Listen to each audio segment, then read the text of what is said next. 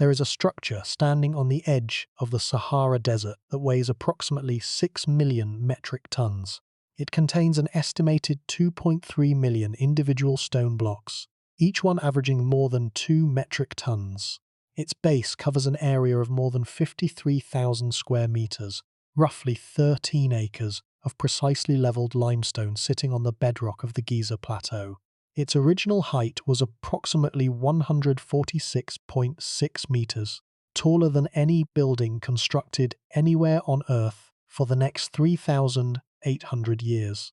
The four sides of its base are aligned to the cardinal directions: north, south, east, and west, with an accuracy that deviates from true north by less than 1/12 of a degree. And it was built more than 4,500 years ago by a civilization that had no iron tools, no wheeled vehicles capable of hauling stone, and no system of pulleys that we have been able to identify in the archaeological record. The Great Pyramid of Giza is not merely old, it is not merely large, it is an impossibility made real. A monument so far beyond what should have been achievable by a Bronze Age society that it has spawned more theories, more arguments, more wild speculation, and more serious academic debate than perhaps any other structure in human history. And yet, for all the attention lavished on the pyramid itself, on its dimensions, and its alignment and its construction methods, a far more profound question is almost never asked. What happened to the people who built it? What happened to the civilization that conceived of this project, organized the labor force, quarried and transported millions of tons of stone, and assembled them into a structure of breathtaking precision? What happened to the society that could do this, because that society did not last? The civilization that built the Great Pyramid, that built the Sphinx, that built the temples of Karnak, and the tombs of the Valley of the Kings, that produced one of the most enduring and recognizable cultures in all of human history, eventually ceased to exist. Not in a single dramatic collapse, but in a long, complex, agonizing process that stretched across centuries. The Egypt that built the pyramids and the Egypt that was absorbed into the Roman Empire were separated by more than 2,500 years of history. And in those millennia, the civilization changed, declined, revived, declined again, was conquered, was liberated, was conquered again, and finally, irreversibly, was transformed into something else entirely. The language died, the religion was replaced, the meaning of the hieroglyphs was forgotten, the knowledge of how the pyramids were built was lost, and the people who had once been the masters of the Nile became subjects of foreign empires, their monuments standing as silent witnesses to a greatness that their descendants could no longer explain. There is a particular kind of grief in that, not the sharp grief of a sudden loss, but the slow, dull grief of watching something magnificent wear away, like a sandstone cliff being eroded by wind, grain by grain, century by century, until the shape that once defined the landscape is gone. The civilization that built the pyramids did not fall in a single night. It was worn down by time, by invasion, by internal division, by the relentless pressure of a changing world. And the story of that wearing down is, in many ways, more haunting than the story of the pyramids themselves. Because the pyramids endure, they stand today much as they stood 4.5 millennia ago, diminished slightly by the loss of their outer casing stones, but still monumental, still overwhelming, still impossible to fully comprehend. But the civilization that built them is gone, truly gone, not merely transformed or evolved, but extinguished. The last person who could read hieroglyphs as a living tradition died sometime in the late 4th or early 5th century of the Common Era. The last temple where the old gods were worshipped was closed by imperial decree. The chain of knowledge that connected the pyramid builders to their descendants was severed, and it was not restored until the 19th century, when a Frenchman named Jean-François Champollion finally cracked the code of the Rosetta Stone. By the end of tonight, you're going to understand what really happened to the civilization that built the pyramids, not just the political history, the kings and the conquests and the dates, but the deeper story. The story of how a society that achieved the seemingly impossible was gradually, inexorably, consumed by forces it could not control. You are going to see how environmental change, political fragmentation, foreign invasion, and the slow erosion of cultural identity combined to transform the most enduring civilization in human history into a memory. And you are going to confront a question that the pyramids themselves pose every time the sun rises over Giza. If they could fall with all their knowledge and all their power and all their monumental ambition, what makes us think we are any different? Before we get started, if you find these mysteries as fascinating as we do, take a second to like the video or subscribe. It's a simple action, but it helps this channel reach more curious minds like yours. Now, let's begin. To understand what happened to ancient Egypt, we first need to understand what ancient Egypt was.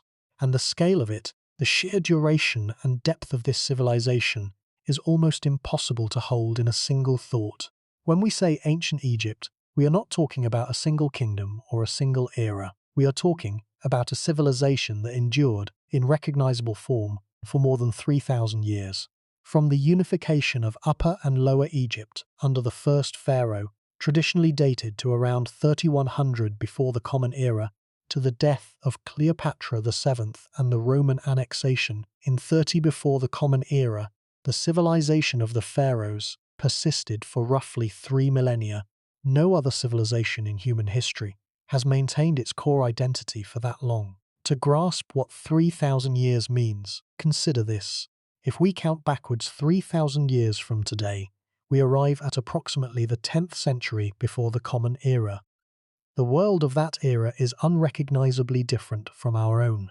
The Roman Republic did not yet exist. The Greek city-states were just beginning to emerge from their Dark Age. The Iron Age was in its early phases in much of Europe and the Near East. China was in its Zhou dynasty.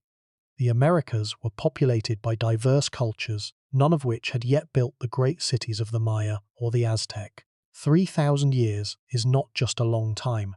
It is an almost inconceivable span of continuous cultural identity. And within that span, the Egyptians built things that still defy easy explanation. The Great Pyramid, attributed to the pharaoh Khufu and dated to approximately 2560 before the Common Era, is only the most famous example.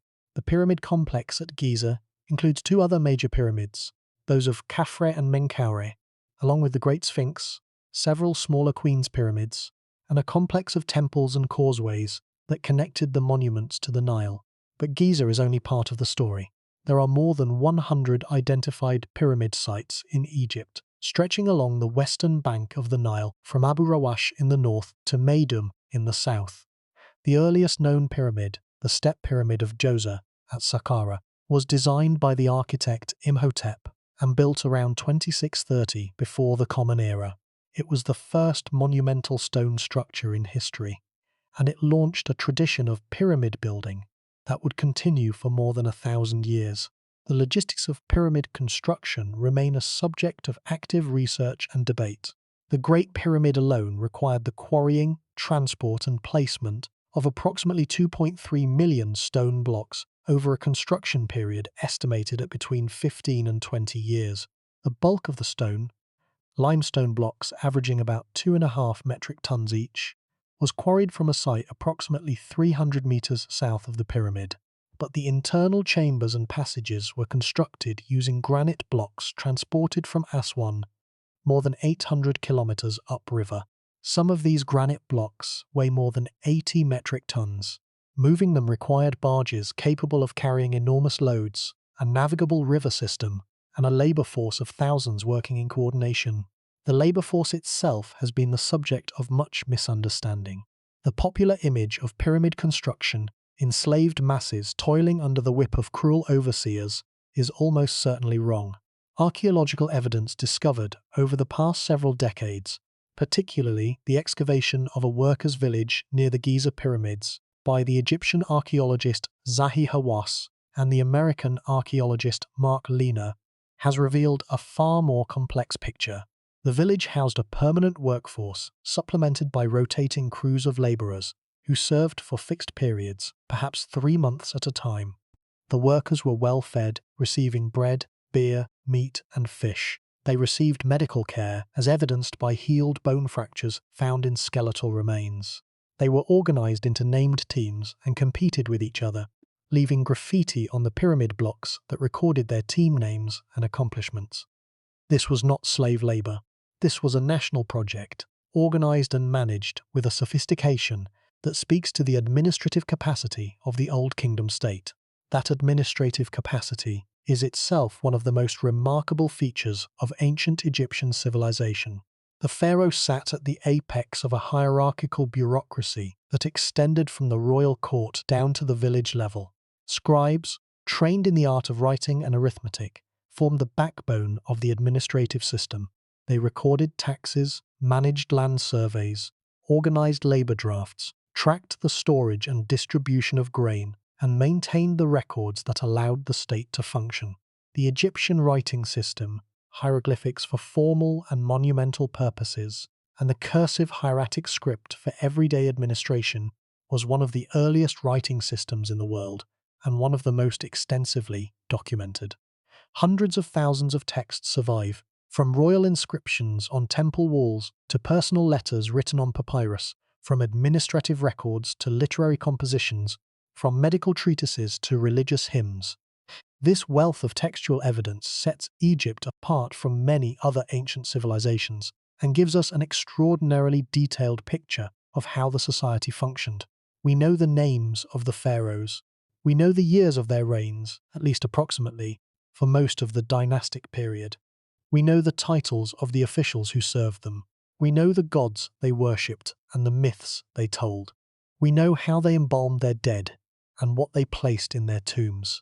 We know what diseases afflicted them.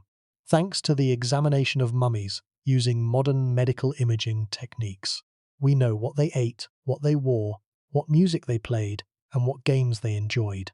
We can hear individual voices across the millennia, the complaints of a workman about his wages, the love poem of an anonymous woman to her beloved, the instructions of a father to his son about how to live a good life. And yet, for all this knowledge, the fundamental question remains: how did a civilization of such depth and longevity, a civilization that commanded such resources and produced such monuments, eventually come to an end? The answer is not simple. It is not a single event or a single cause. It is a story that unfolds across more than 1,000 years of slow decline, punctuated by brief revivals and terminated by forces both internal and external. And it begins, as so many stories of civilizational decline begin, with the environment. The social organization of the Old Kingdom reveals a society of remarkable complexity. Beneath the pharaoh stood a hierarchy of officials whose titles and responsibilities are documented in thousands of inscriptions. The vizier, or jati, was the highest-ranking official below the pharaoh, serving as chief administrator, chief justice, and coordinator of the major government departments. Below the vizier were officials responsible for the treasury, the granaries, the military, public works, and the various nomes, the administrative districts, into which Egypt was divided. Each nome had its own governor, its own administrative staff, and its own local concerns, but all were ultimately subordinate to the central authority of the pharaoh and his court. The scribal class that staffed this bureaucracy was trained in schools attached to the temples and the palace. Education was highly valued. A famous text called the Satire of the Trades, composed during the Middle Kingdom but reflecting attitudes that were deeply embedded in Egyptian culture, described the hardships of every profession except the scribes. The farmer is exhausted by toil. The soldier is beaten and abused. The baker is burned by his oven. The washerman is bitten by crocodiles. Only the scribe, sitting comfortably with his reed pen and his papyrus, lives a life of ease and dignity. The text was educational propaganda, designed to motivate students by contrasting the scribe's comfortable life with the misery of manual labor, but it also reflected a genuine social reality. Literacy was the path to power and privilege in ancient Egypt, and the scribal schools were the gatekeepers of that path. The scribal training was rigorous. Students began their education around the age of 7 and studied for approximately 12 years. They learned to read and write both hieroglyphic and hieratic scripts. They memorized standard texts, including literary compositions, mathematical problems, and model letters.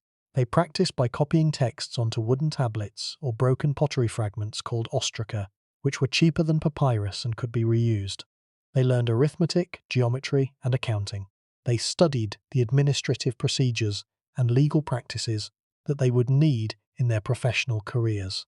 By the time they completed their training, they were equipped to serve in any of the numerous administrative positions that the Egyptian state required. This educational system was the engine of cultural continuity. Through the scribal schools, each generation of Egyptians transmitted its knowledge, its values, and its cultural heritage to the next. The texts that students copied were the same texts that had been copied for centuries, ensuring that the literary and intellectual traditions of the civilization were maintained across the generations. When the scribal schools were disrupted, when the number of students declined, when the curriculum narrowed, or the quality of instruction diminished, the cultural transmission was endangered. And over the long course of Egyptian history, all of these things happened. The religious transformation of Egypt during the Old Kingdom also produced one of the most significant innovations in the history of human thought.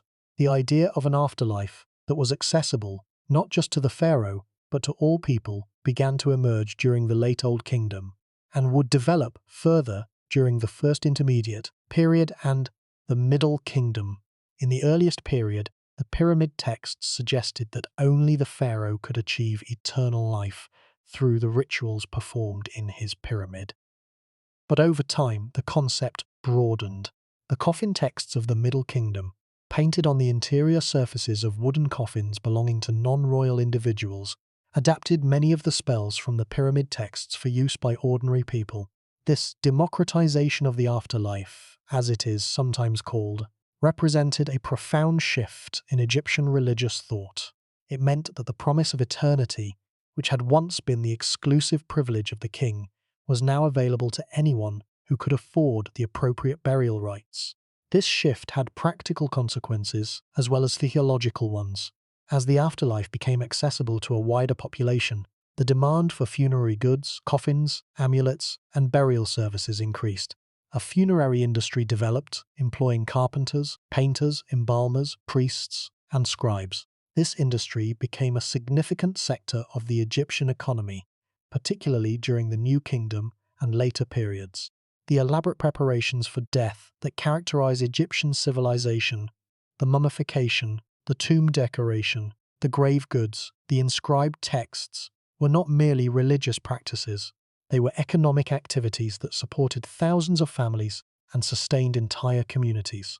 The geography of Egypt itself played a crucial role in shaping the civilization's character and its vulnerability. The country was essentially a ribbon of green running through an ocean of desert. The cultivable land, the area watered by the Nile's annual flood, was remarkably narrow, averaging only about 20 kilometers wide in Upper Egypt and expanding into the broad fan of the delta in the north. This narrow corridor concentrated the population and made communication and transportation relatively straightforward, the Nile itself serving as the primary highway. But it also meant that the entire population was dependent on a single river. There was no alternative water source. There was no backup. If the Nile failed, Egypt failed. The Nile River was the foundation of Egyptian civilization. This is not a metaphor. It is a literal, physical fact. Egypt, as the ancient Greek historian Herodotus famously observed, is the gift of the Nile. The country receives almost no rainfall. In most of Egypt, annual precipitation is less than 25 millimeters. Without the Nile, the land would be uninhabitable desert, indistinguishable from the Sahara that surrounds it. What made civilization possible was the annual flood. Each year, between June and September, monsoon rains falling thousands of kilometers to the south, in the highlands of Ethiopia, swelled the Blue Nile and sent a vast pulse of water downstream. By the time this flood reached Egypt, it carried with it millions of tons of nutrient-rich silt, which was deposited across the floodplain as the waters receded. This natural fertilization process renewed the soil each year, allowing Egyptian farmers to grow crops in one of the most productive agricultural environments on Earth. The relationship between the flood and the state was direct and measurable. A good flood, one that rose to the optimal level, meant abundant harvests, full granaries, and a prosperous kingdom. A flood that was too low meant insufficient water for irrigation and poor harvests. A flood that was too high meant destructive inundation, washed-out fields, and damaged infrastructure. The Egyptians understood this relationship intimately. They measured the flood levels using nilometers, calibrated gauges installed at strategic points along the river. They recorded the measurements and transmitted them to the central government, which used the data to estimate agricultural yields and set tax rates. The entire political economy of Egypt was built on the flood. The pharaoh's legitimacy rested, in part, on the perception that he could intercede with the gods to ensure a good flood. When the floods failed, the pharaoh's authority was undermined. The numbers are striking. The optimal flood level at the ancient capital of Memphis was approximately 8 meters above the low water mark. A flood that rose to only 7 meters or less was considered a low flood and could reduce agricultural output significantly. A series of low floods in consecutive years could trigger famine, and the historical record shows that such series did occur at critical moments in Egyptian history, with devastating consequences for the stability of the state. The first great crisis came at the end of the Old Kingdom, the era that had produced the pyramids. Around 2200 before the Common Era, Egyptian civilization entered a period of collapse known as the First Intermediate Period. The centralized state that had organized the construction of the Great Pyramids fragmented into competing regional powers. The authority of the pharaoh, which had been absolute during the Pyramid Age, was challenged and broken. Provincial governors, called nomarchs, who had previously served at the pleasure of the king, became independent rulers in their own right. Egypt was divided, impoverished, and racked by internal conflict. The causes of this collapse have been debated for decades, but a growing body of evidence points to environmental catastrophe as a primary trigger. Research published in the 21st century, drawing on analysis of climate proxies, including Nile sediment cores, cave formations in the eastern Mediterranean, and ice cores from distant locations, has demonstrated that the period around 2200 before the Common Era coincided with a major drought event that affected much of the Eastern Hemisphere. The Nile floods diminished, agricultural yields dropped, famine spread, and the political system that depended on agricultural surplus could not withstand the strain. A particularly compelling piece of evidence comes from the tomb of a provincial governor named Ankhtifi, who lived during the First Intermediate Period in the Theban region of Upper Egypt. The inscriptions in Ankhtifi's tomb describe a time of terrible hardship. He describes providing food to starving communities. He describes the Nile failing to flood adequately. He describes a level of desperation that is difficult to reconcile with the image of Egypt as a land of eternal plenty. Ankhtifi's account is not unique.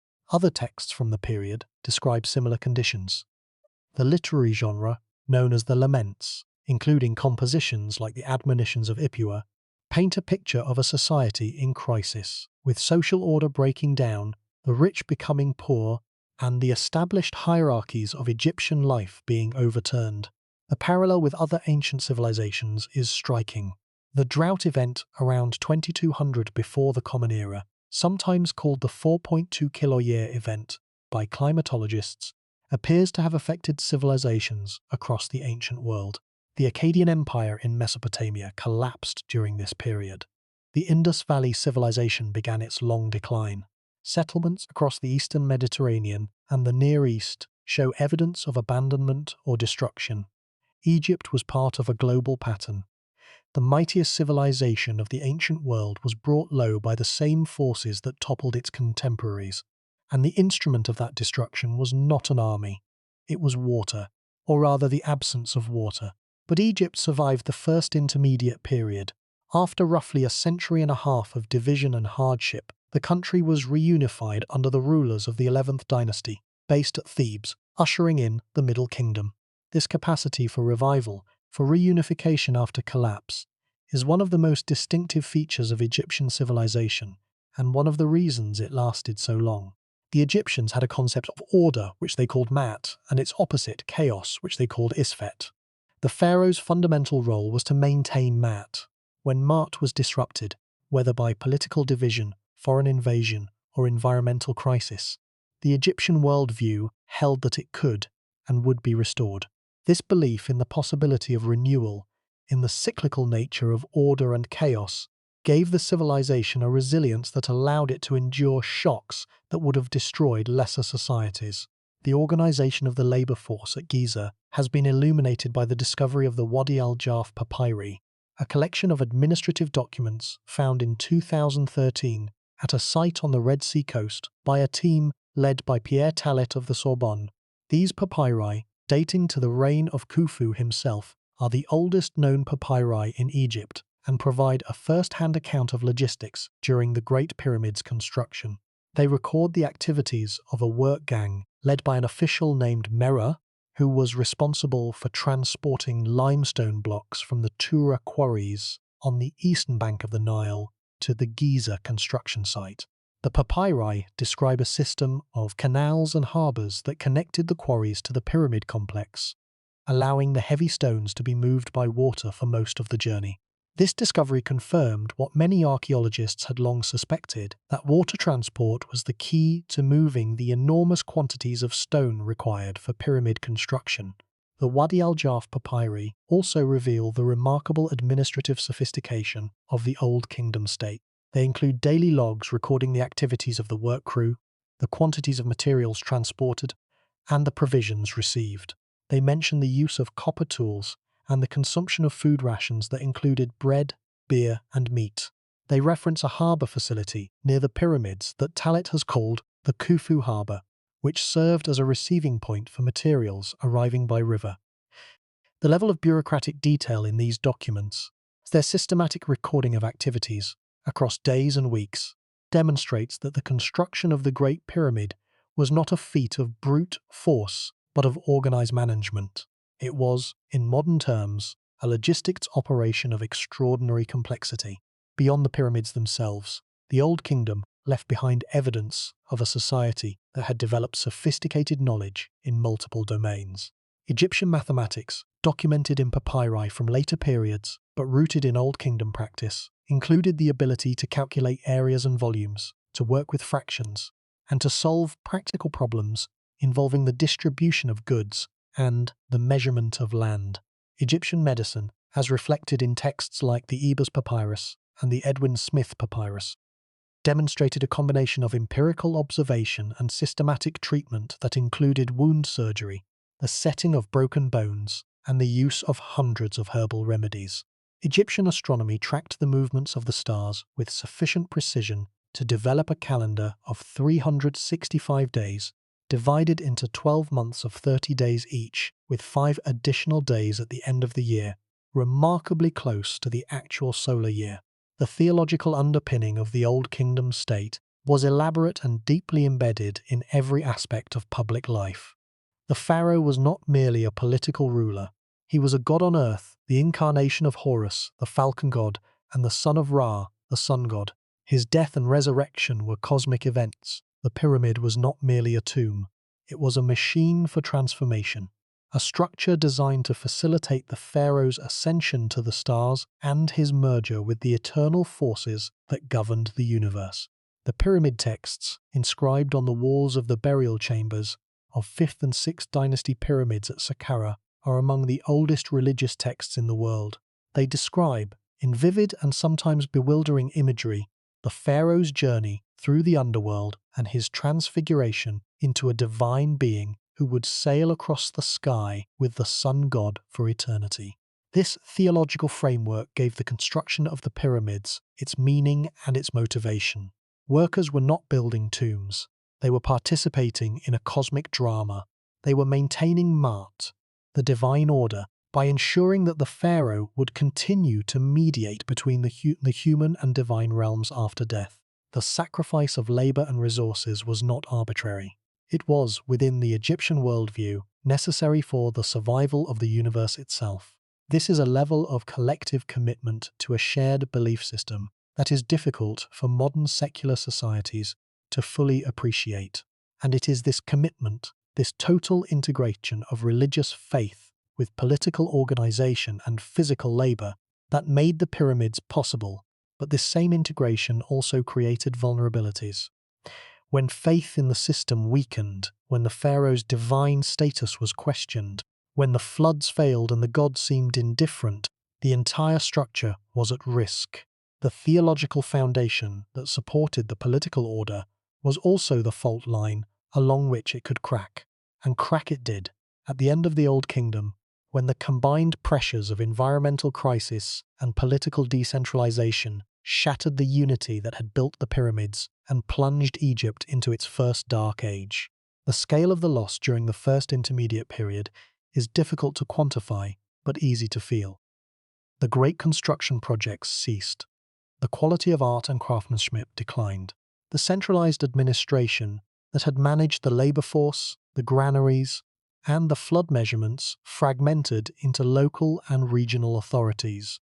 The provincial governors who had once served the pharaoh now served themselves. Some of them adopted royal titles and pretensions, a direct challenge to the pharaoh's unique status as the divine intermediary. The ideological cohesion that had held Egypt together was broken, and without that cohesion, the physical achievements that it had made possible could not be sustained. But each shock left scars, and over the millennia, the scars accumulated.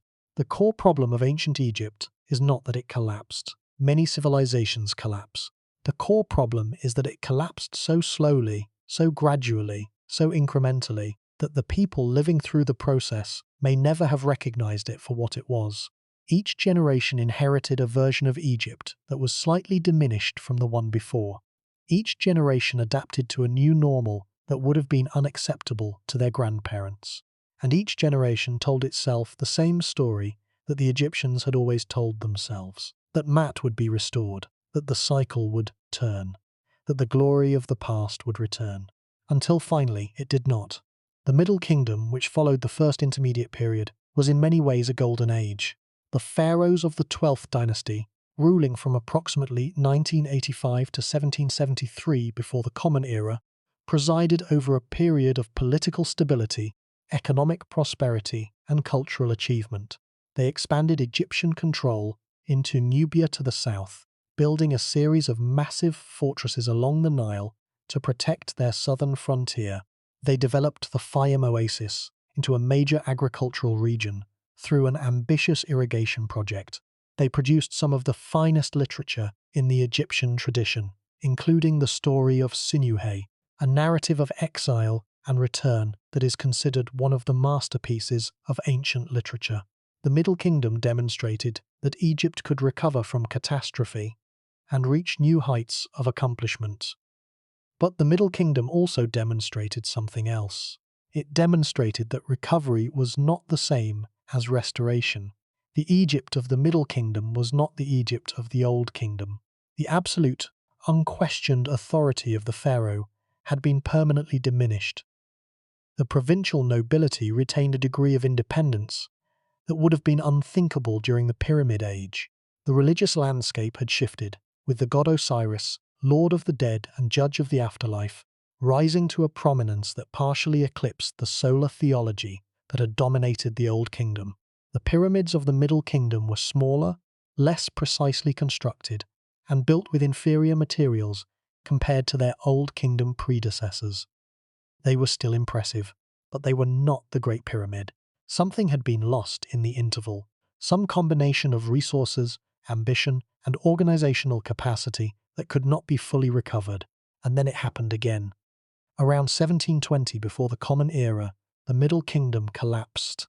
This time, the catalyst was not purely environmental, though drought and low Nile floods may have played a role.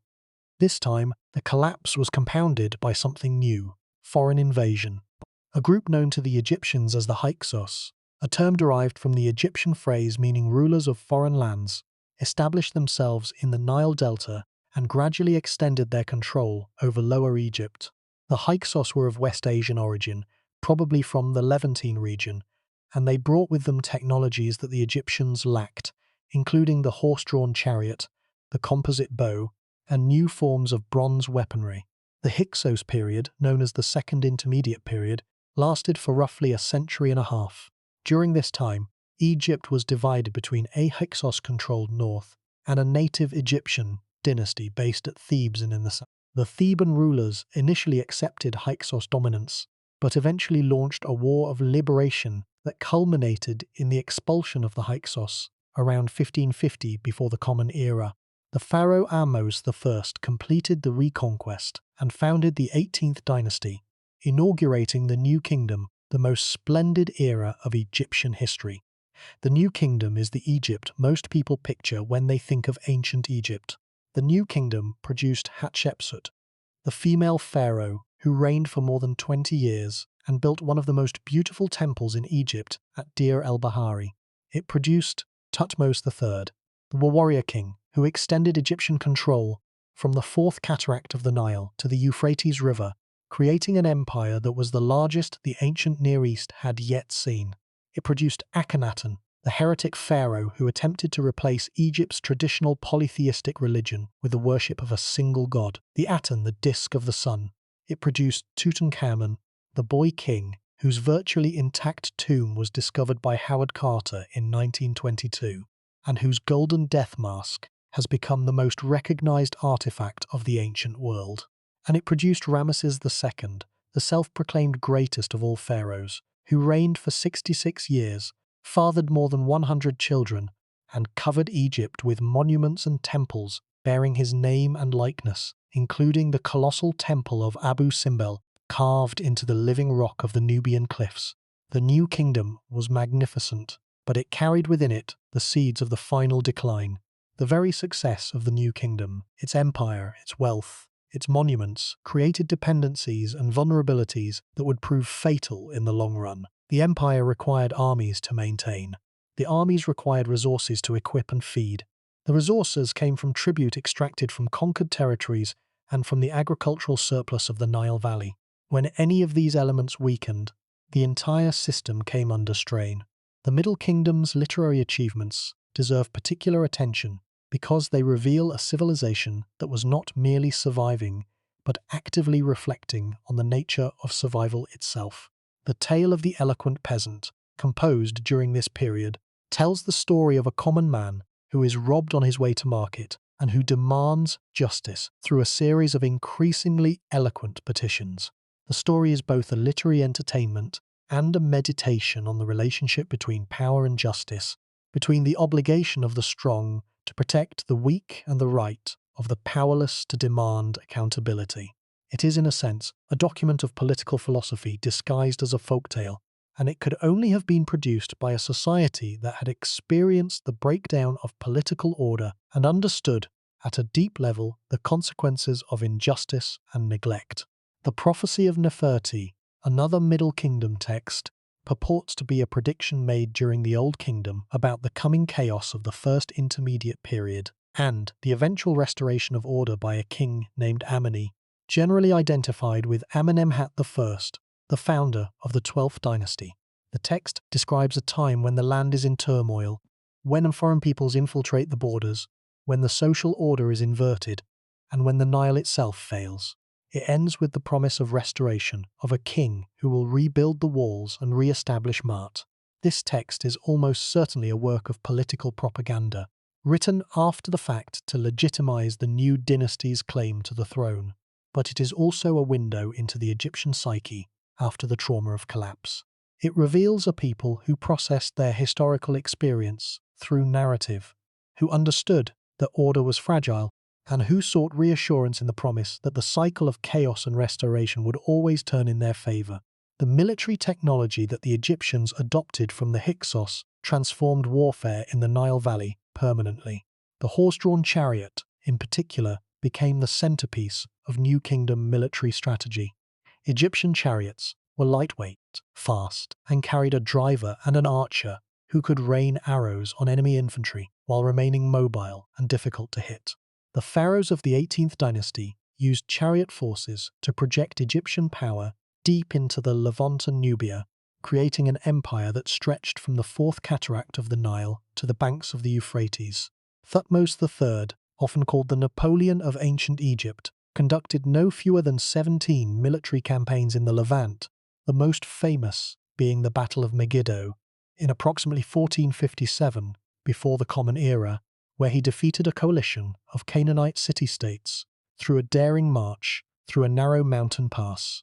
The empire of the New Kingdom was not merely a military achievement, it was also a diplomatic one. The Amarna letters, a collection of more than 300 clay tablets found at the site of Akhenaten's capital, Amarna, in 1887, reveal a complex web of international relations connecting Egypt with the other great powers of the Late Bronze Age. The letters include correspondence between the pharaoh and the kings of Babylon, Assyria, Mitanni, Hatti, and Alashia, as well as communications from vassal rulers in the Levant. They discuss trade agreements, marriage alliances, territorial disputes, and diplomatic gifts. They reveal a world in which the great kingdoms of the ancient Near East were deeply interconnected, bound together by trade, diplomacy, and mutual dependency. This interconnection, which made the new kingdom so wealthy and powerful, also made it vulnerable. When the Bronze Age collapsed, disrupted the trade networks, and destroyed or weakened Egypt's trading partners, the economic foundations of the Egyptian empire were undermined. The luxury goods that had flowed into Egypt from the Levant, from Anatolia, from the Aegean, dried up. The raw materials, including copper and tin for bronze production, became scarce. The diplomatic system that had maintained peace between the great powers broke down. Egypt found itself isolated in a world that had been transformed by catastrophe. The aftermath of the Bronze Age collapse saw a gradual contraction of Egyptian ambitions. The 20th dynasty pharaohs, particularly Ramesses III and his successors, attempted to maintain the appearance of imperial grandeur, but the reality was one of diminishing resources and growing instability. The tomb robbery trials documented in papyri from the reign of Ramesses IX reveal a society in which even the sacred royal tombs were being looted by organized gangs, some of which included temple officials and state employees. The sanctity of the royal burial, which had been inviolable in earlier periods, was no longer respected. The breakdown of tomb security was symptomatic of a broader breakdown in social order and state authority. The economic situation deteriorated further during the late 20th dynasty. The Deir el-Medina papyri, administrative records from the village of the tomb workers who constructed the royal tombs in the Valley of the Kings, document a series of strikes by the workers over unpaid rations. These are among the earliest recorded labor strikes in history. The workers, who had been maintained by the state at considerable expense, simply stopped working because the government could no longer afford to feed them. The strikes were eventually resolved, but they signaled a fundamental failure of the state's capacity to fulfill its obligations. The system that had built the pyramids and carved the royal tombs could no longer feed the men who maintained the royal burial ground. The Amarna period, named after the site of Akhenaten's short-lived capital, Akhetaten, which he built in the desert on virgin ground, represents one of the most extraordinary episodes in Egyptian history and one of the most revealing windows into the tensions that ran beneath the surface of the pharaonic state. Akhenaten's religious revolution, his attempt to replace the traditional Egyptian pantheon with the exclusive worship of the Aten, the sun disk, was unprecedented in its radicalism. The temples of Amun, the supreme god of the New Kingdom state, were closed. The god's name was hacked out of inscriptions across the country. The priesthood of Amun, which had accumulated enormous wealth and political power over centuries, was dispossessed. The entire theological framework that had sustained Egyptian civilization since the Old Kingdom was, in effect, discarded. The Amarna revolution lasted barely 2 decades. After Akhenaten's death, his successors, including the young Tutankhamun, restored the old religion. The temples of Amun were reopened. The priesthood was reinstated. Akhenaten's name was erased from the official king lists, and his capital was abandoned and eventually dismantled, its stones reused in later construction projects. The restoration was thorough, so thorough that Akhenaten was largely forgotten until his city was rediscovered by archaeologists in the 19th century. But the Amarna period left lasting damage. The closure of the Amun temples and the dispersal of their priesthoods disrupted the institutions that maintained Egypt's cultural and religious traditions. The deliberate erasure of Amun's name from thousands of inscriptions required an enormous investment of labor that could have been directed toward more constructive purposes. The political upheaval destabilized the court and weakened Egypt's international position, as the Amarna letters reveal. Vassal rulers in the Levant pleaded for Egyptian military assistance that never came. As the pharaoh was preoccupied with his religious revolution, some of these vassals were lost to the Hittites, permanently reducing Egypt's sphere of influence. The Amarna period demonstrates a vulnerability that affected Egyptian civilization throughout its history. The concentration of power in the person of the pharaoh, which was the source of the state's strength, was also a potential point of catastrophic failure. A competent pharaoh could organize the construction of pyramids and the management of an empire. An incompetent or eccentric pharaoh could throw the entire system into crisis. The system had no mechanism for removing an unsatisfactory ruler, because the pharaoh was a god, and gods cannot be deposed.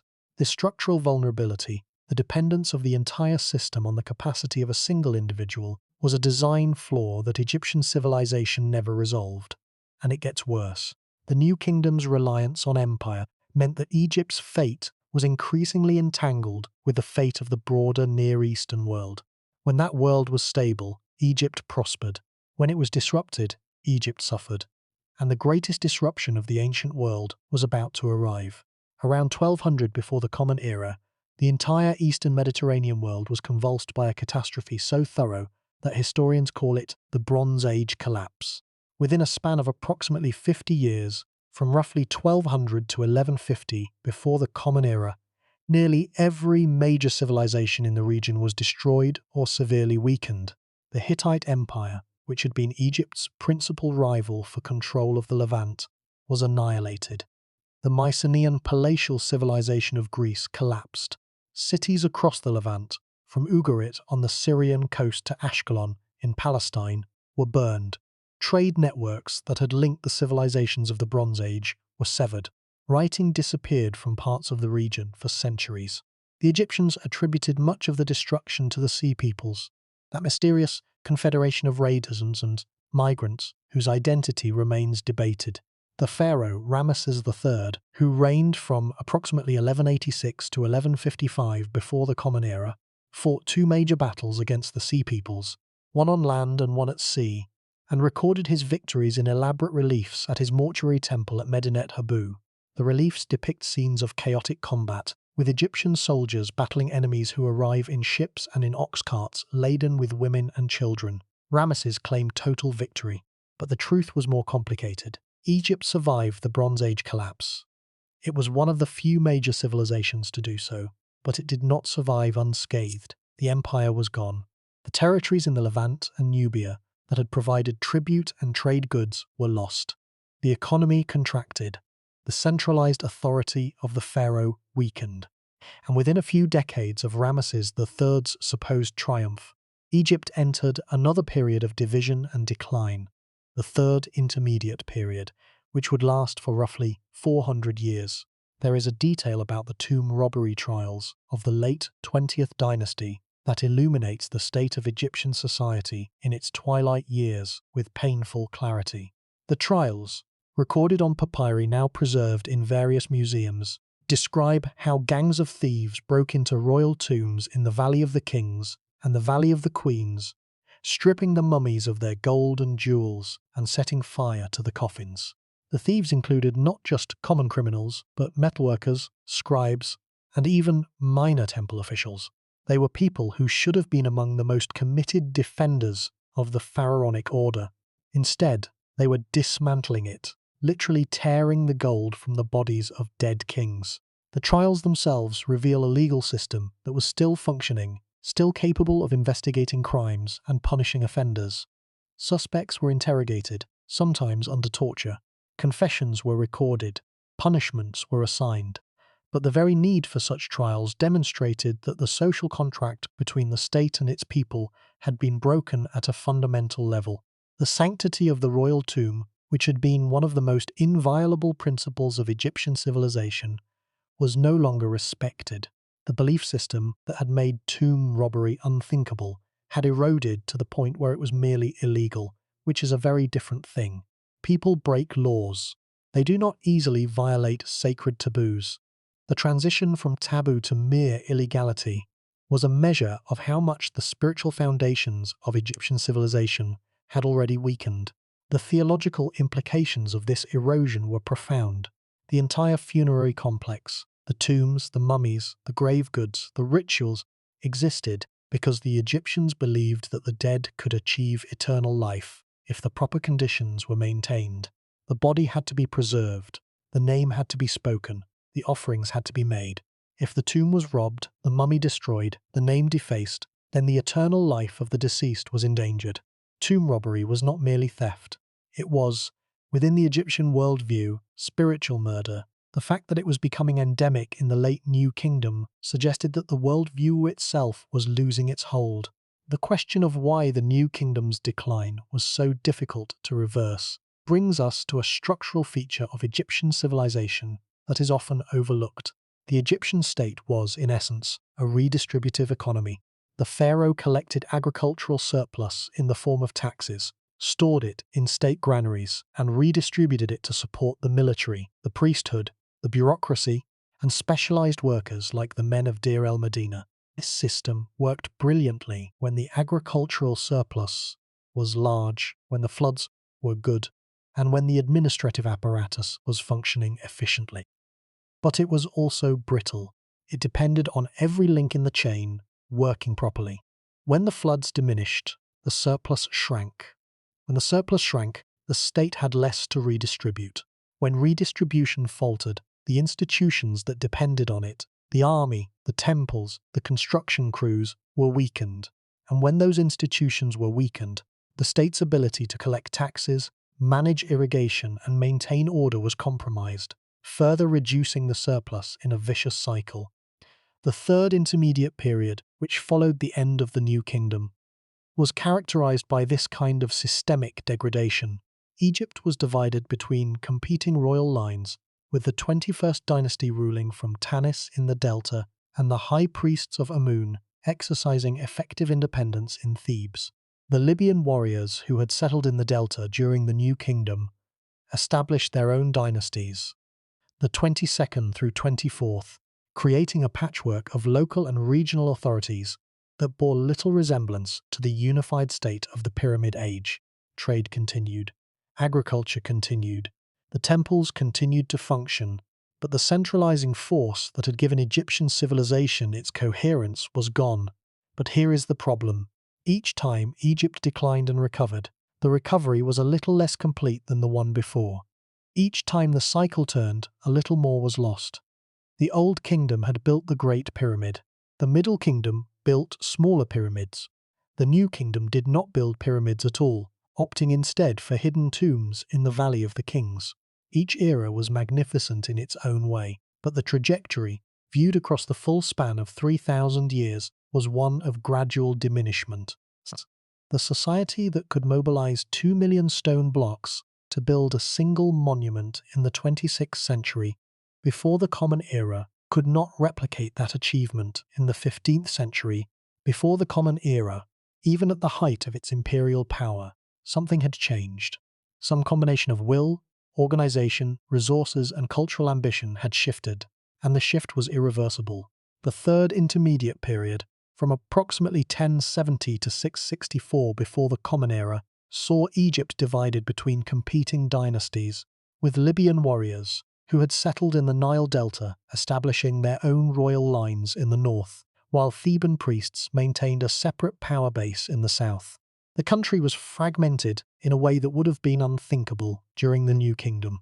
Foreign peoples, including Libyans and Nubians, played increasingly prominent roles in Egyptian political life.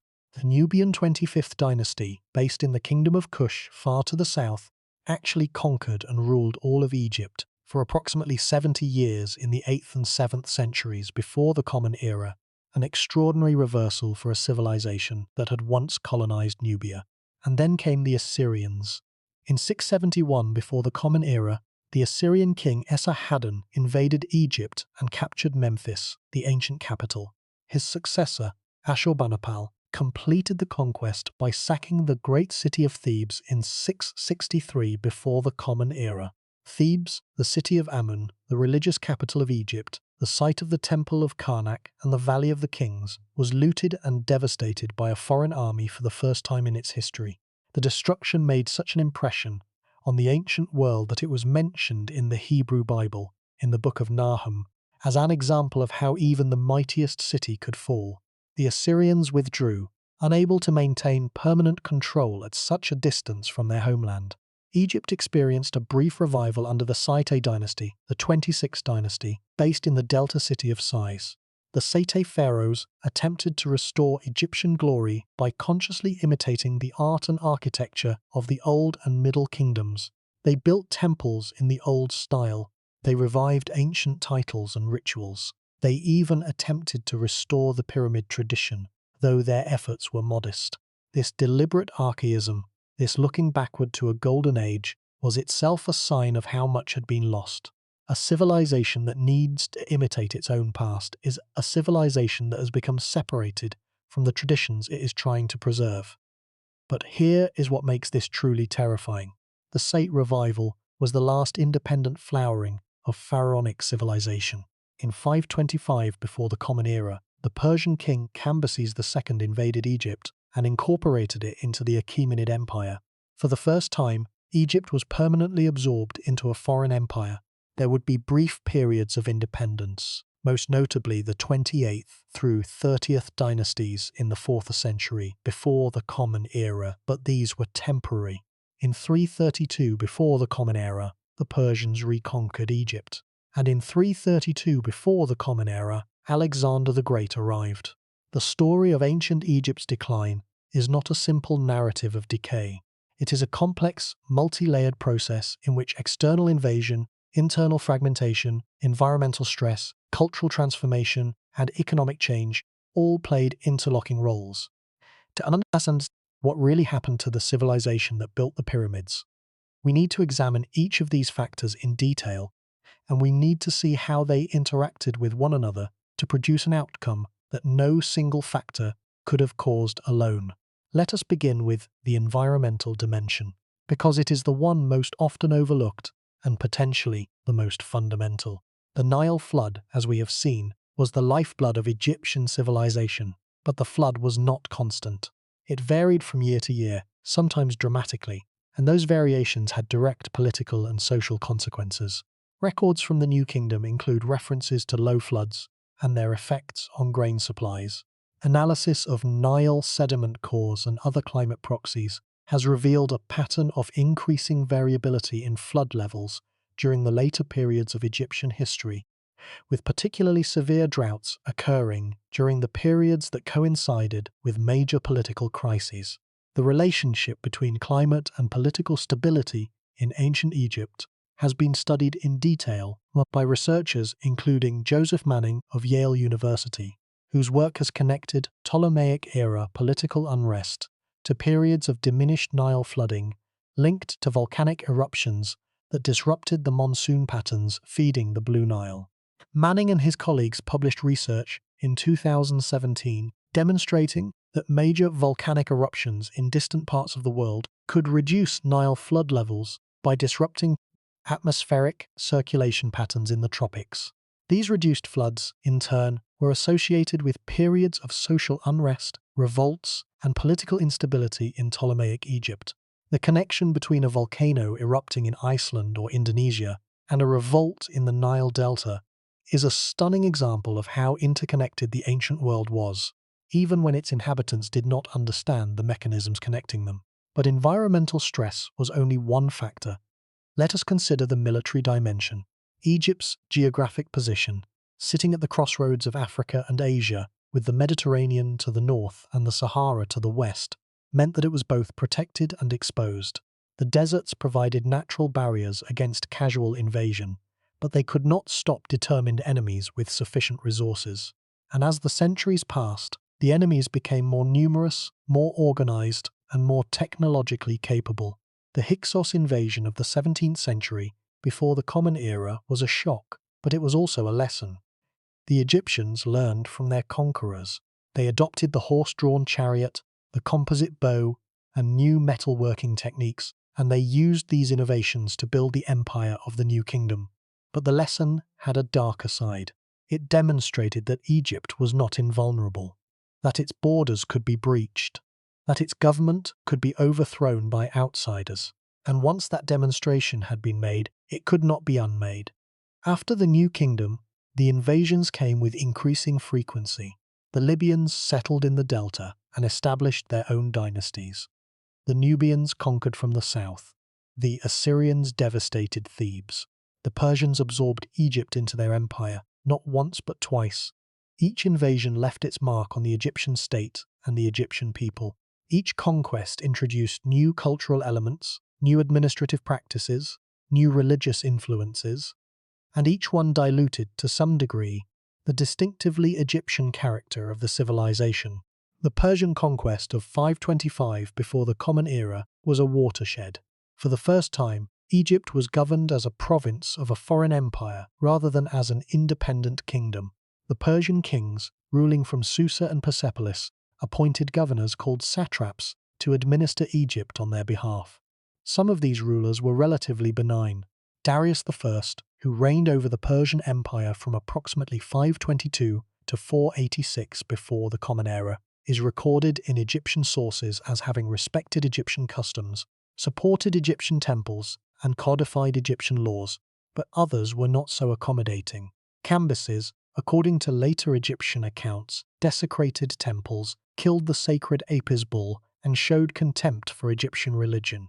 Whether these accounts are historically accurate or later propaganda is debated, but they reflect a genuine trauma.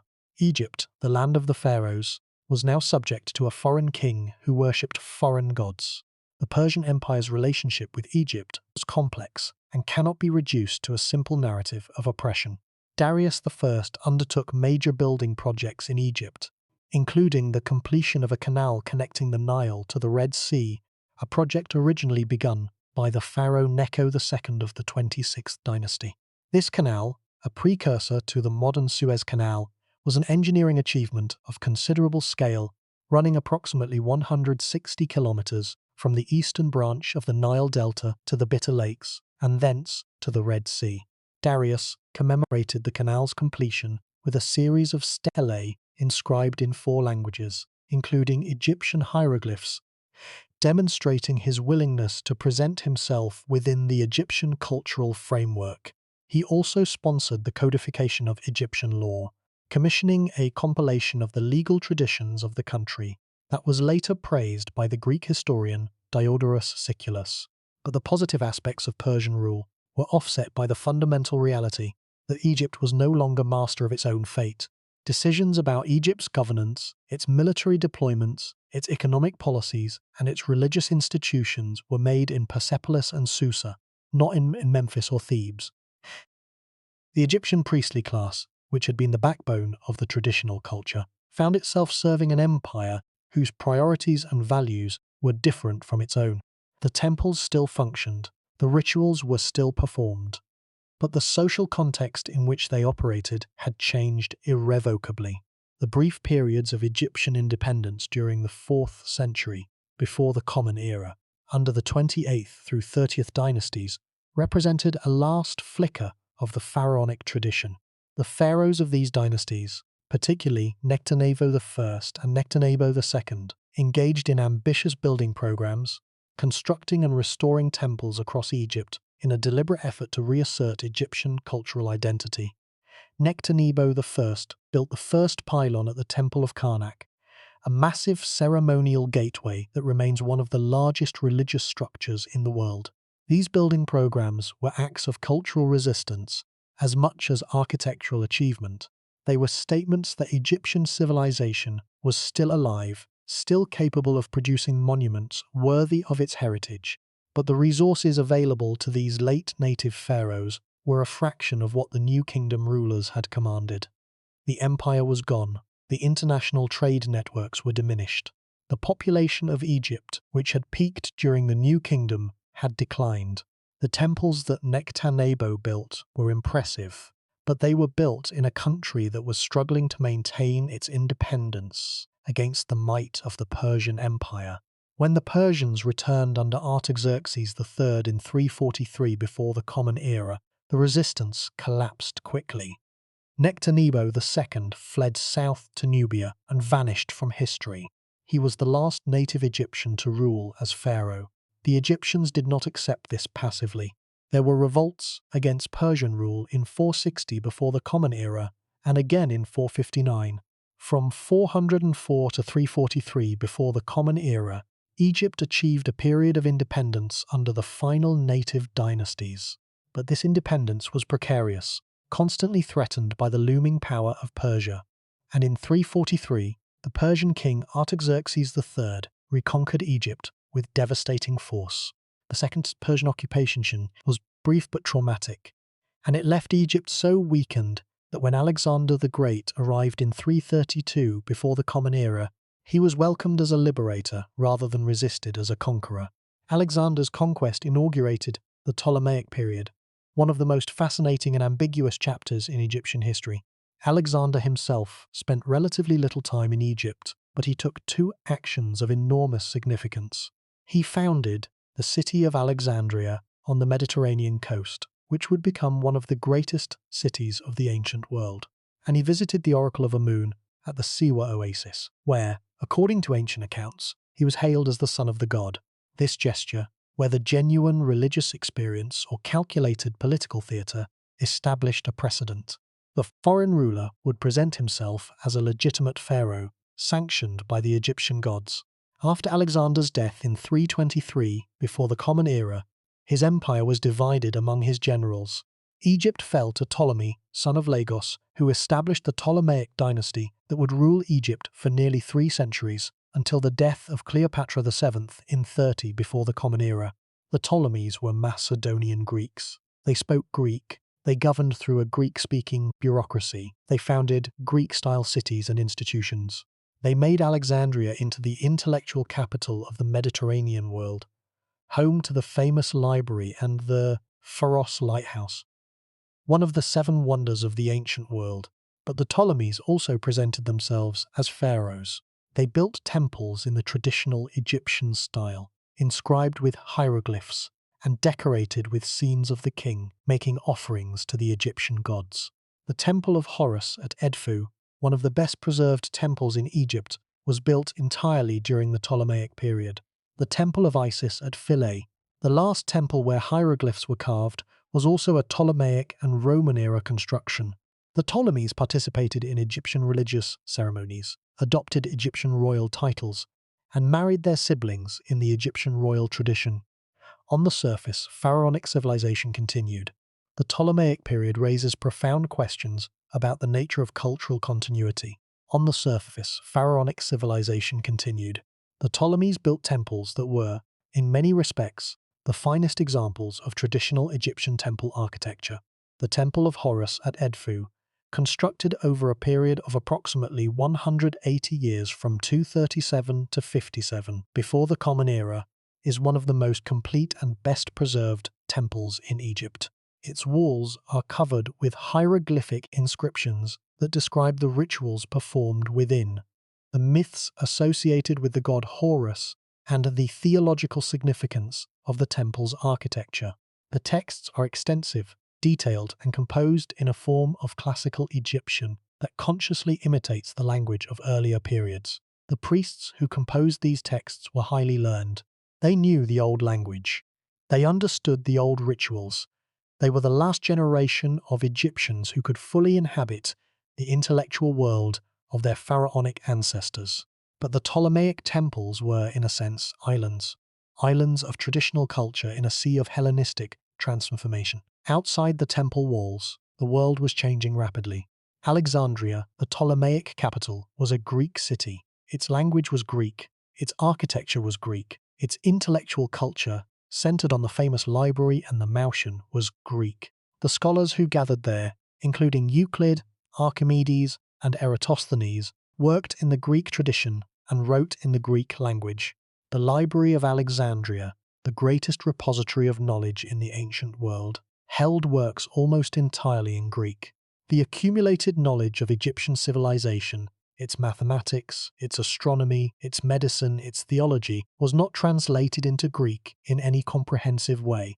It remained locked within the Egyptian language tradition, accessible only to the dwindling number of people who could read it. This created a paradox that would prove fatal. The most cosmopolitan, intellectually vibrant city in the ancient world was located in Egypt, surrounded by 4,000 years of accumulated knowledge, and yet the knowledge remained largely inaccessible to the Greek-speaking scholars who worked there. The two traditions existed side by side but did not fully merge. The Greek scholars were aware of Egyptian learning and occasionally referred to it with respect, but they did not master the hieroglyphic or demotic scripts. The Egyptian priests maintained their traditions, but had limited influence on the Greek intellectual world. The result was two parallel streams of knowledge, one Greek and one Egyptian, flowing through the same country but rarely mixing. And when the Egyptian stream finally dried up, its contents were not preserved in the Greek tradition. The Roman period saw the final stages of this process. Rome was even less interested in Egyptian cultural preservation than the Ptolemies had been. Egypt was the granary of Rome, the province whose agricultural output fed the capital of the empire. The Roman prefects who governed Egypt were administrators, not cultural patrons. They maintained the temples where it served their political interests, particularly in the south, where the traditional religion still held sway among the local population, and where the goodwill of the priesthood was useful for maintaining order on the sensitive frontier with Nubia. But the economic support for the temples declined steadily. Lands that had been assigned to the temples for their support were gradually confiscated or redirected. The priestly class, deprived of its economic base, shrank in numbers and influence. The experience of Egypt under Roman rule also illustrates a phenomenon that has been observed in other conquered civilizations. The Romans were not systematically hostile to Egyptian culture. They were indifferent to it, and indifference, in the long run, proved more destructive than hostility could have been. A hostile conqueror at least acknowledges the significance of what it is destroying. An indifferent administrator simply redirects resources away from the institutions that sustain the conquered culture, not out of malice, but because those institutions do not serve the interests of the conqueror. The temples do not produce grain, the scribal schools do not train tax collectors, the priestly rituals do not advance Roman political objectives. So the funding dries up, the staffing declines, the buildings deteriorate, and the traditions wither. Not because anyone decreed their destruction, but because no one saw a reason to sustain them. This death by indifference is, in many ways, the most insidious form of cultural destruction, because it is invisible. There is no dramatic moment, no burning of books, no massacre of priests, just a gradual, year-by-year reduction in the resources available to maintain the old traditions. The temple that once employed 50 priests now employs 20. The scribal school that once trained 100 students now trains 30. The festival that once lasted 7 days now lasts 3. Each reduction is small. Each one is explainable by the immediate circumstances, and the cumulative effect is total.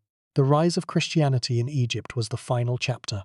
The new religion spread rapidly among the Greek-speaking urban population, and then gradually penetrated the Egyptian-speaking countryside. By the 3rd century of the Common Era, Egypt had a substantial Christian population, including a vigorous monastic movement that would produce some of the most influential figures in early Christian history. The Desert Fathers, who established communities of monks in the Egyptian desert beginning in the late 3rd century, drew on a tradition of religious retreat and spiritual discipline that may have had roots in the Egyptian temple tradition, but they expressed it in an entirely new theological framework. The confrontation between the old religion and the new was not always peaceful. In 391 of the Common Era, the Christian patriarch of Alexandria, Theophilus, led a mob that destroyed the Serapeum, the great temple of Serapis in Alexandria.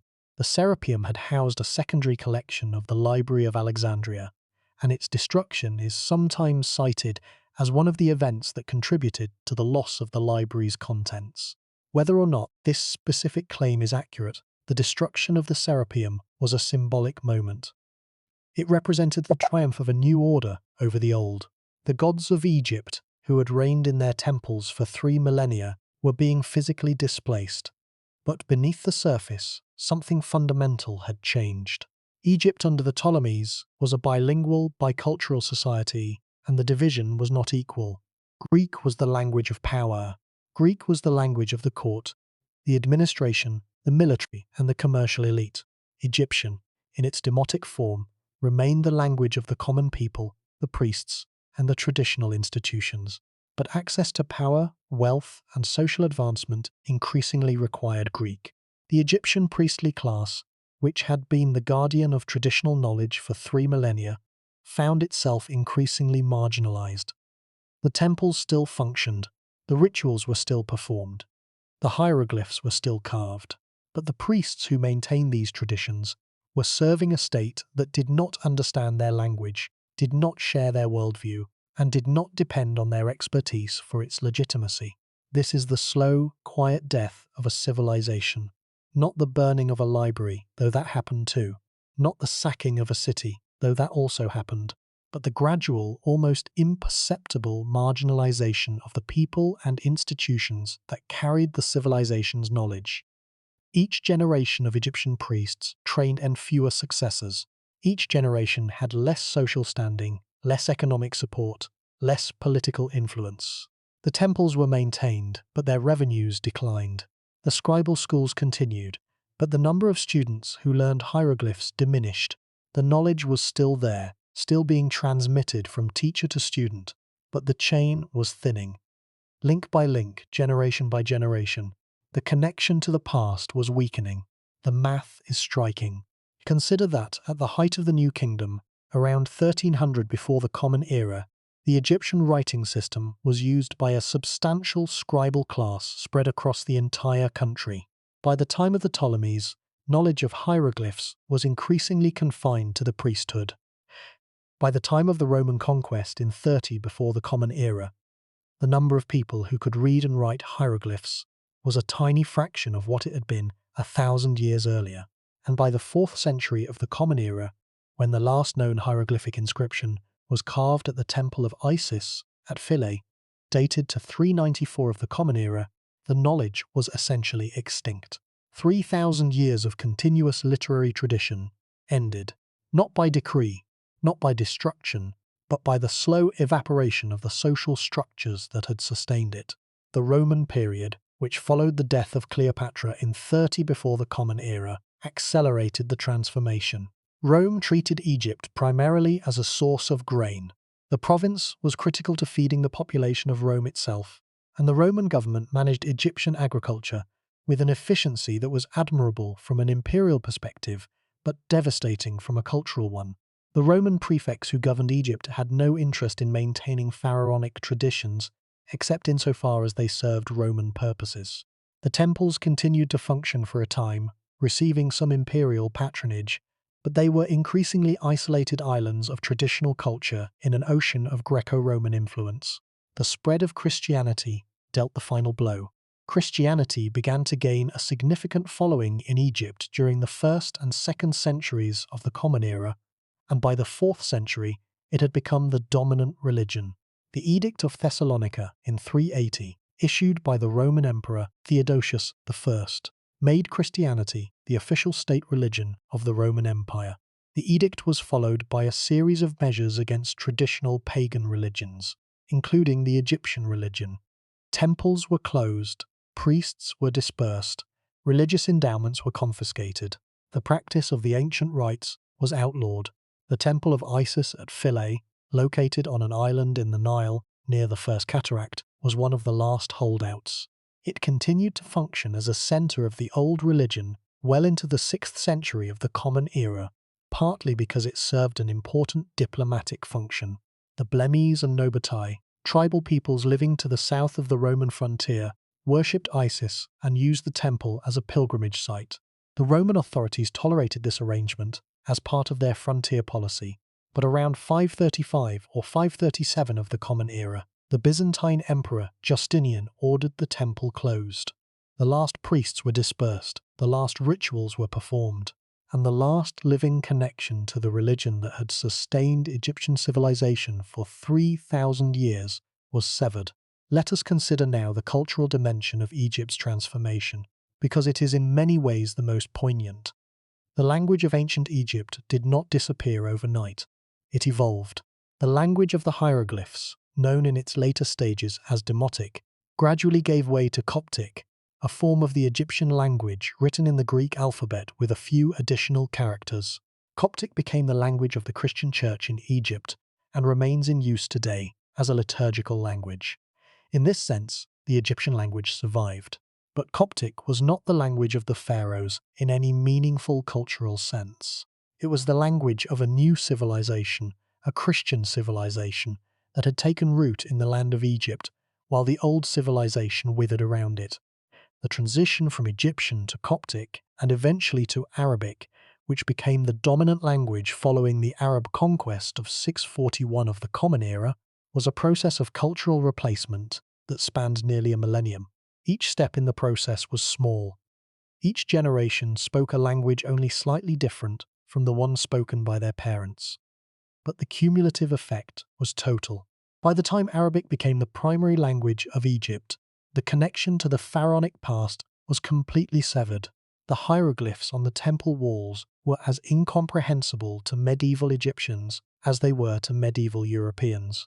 The civilization that had built those temples was as remote and mysterious to the people living in their shadow as it was to anyone else on earth. The linguistic transformation of Egypt is a story that unfolds with particular poignancy in the papyrological record.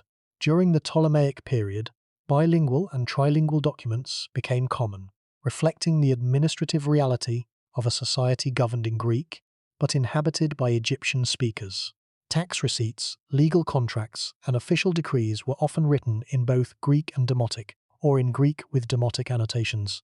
These documents are invaluable to scholars because they provide the kind of bilingual evidence that aids in understanding both languages.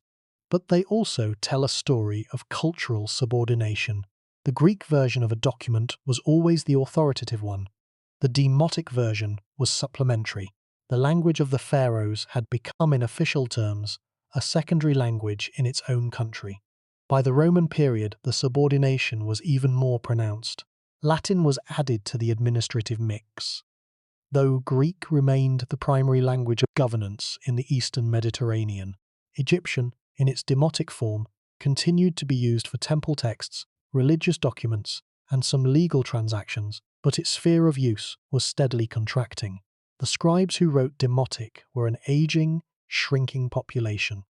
The young people who might have learned the script saw little economic incentive to do so, when Greek was the language of opportunity. The transition from Demotic to Coptic, which occurred primarily during the 1st through 4th centuries of the Common Era, was both a continuation and a rupture. Coptic was the Egyptian language written in the Greek alphabet, with a few additional characters to represent sounds that did not exist in Greek. In a linguistic sense, it was the direct descendant of the language spoken by the pyramid builders. A Coptic speaker was speaking a version of the same language that the pharaohs had spoken, but in a cultural sense, the break was profound. Coptic was the language of Christian Egypt. It was associated with a new religion, a new worldview, a new set of cultural references. The literary and theological traditions expressed in Coptic were Christian traditions, drawing on the Bible, the Church Fathers, and the nascent monastic literature rather than on the pyramid texts, the Book of the Dead, or the wisdom literature of the pharaonic period. The old knowledge was not translated into Coptic. The priestly texts, the medical papyri, the mathematical treatises, the astronomical observations, the architectural manuals, none of these were rendered into the new script. They remained in Demotic and hieroglyphic, accessible only to those who could read the olden scripts. And as the old scripts died, the knowledge they contained became inaccessible. Not destroyed, inaccessible. The distinction matters. The papyri still existed.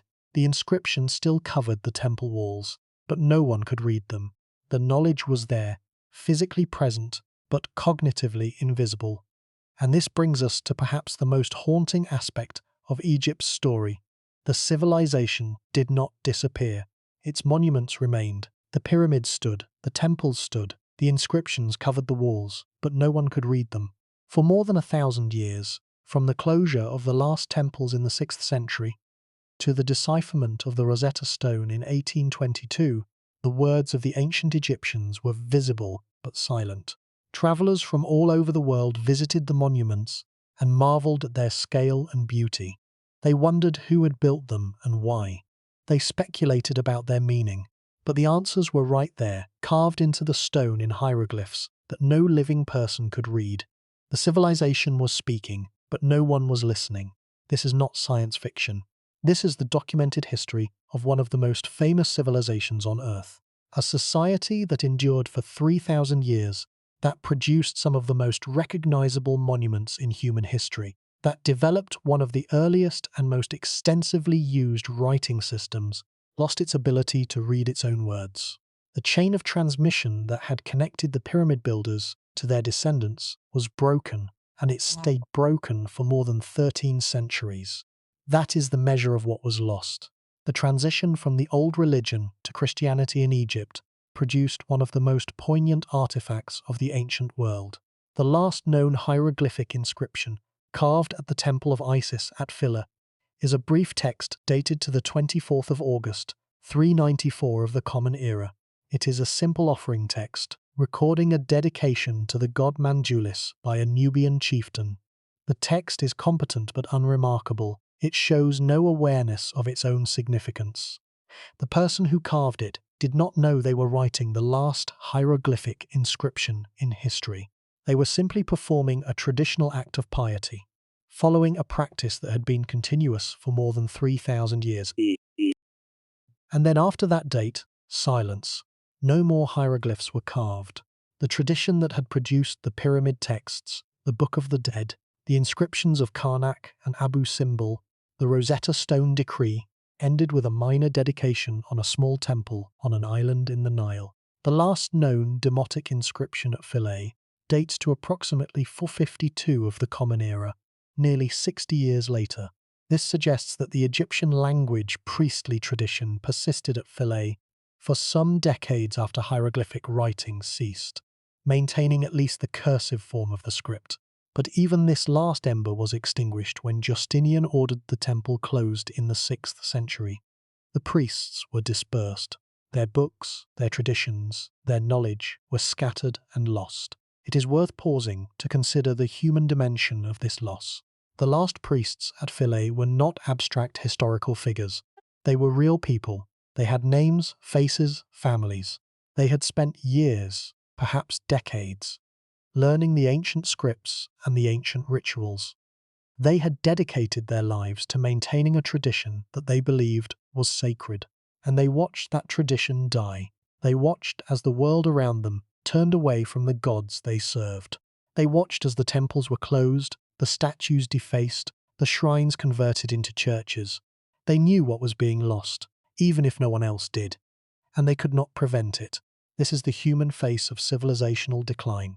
Not armies and invasions and spectacular destructions, but individuals standing at the end of a tradition, holding the last threads of a knowledge that no one else wants, watching it slip through their fingers, the last scribe at the last temple, carving the last hieroglyphs, performing the last rituals, knowing that when they are gone, no one will carry on. That is not a dramatic ending, it is a quiet one, and quiet endings are often the most devastating.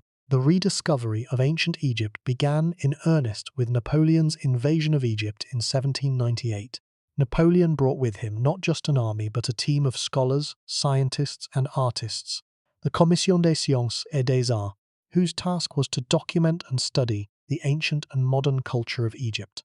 The result was the Description de l'Egypte, a monumental multi-volume publication that introduced the wonders of ancient Egypt to European audiences with unprecedented detail and accuracy. But the most important discovery of the expedition was not a monument or a tomb. It was a stone. The Rosetta Stone, found by a French soldier near the town of Rosetta in the Nile Delta in 1799, bore an inscription in 3 scripts: hieroglyphs, Demotic Egyptian, and Greek. The Greek text could be read immediately. It was a decree issued in 196 before the Common Era by the priestly council at Memphis, honouring the pharaoh Ptolemy V.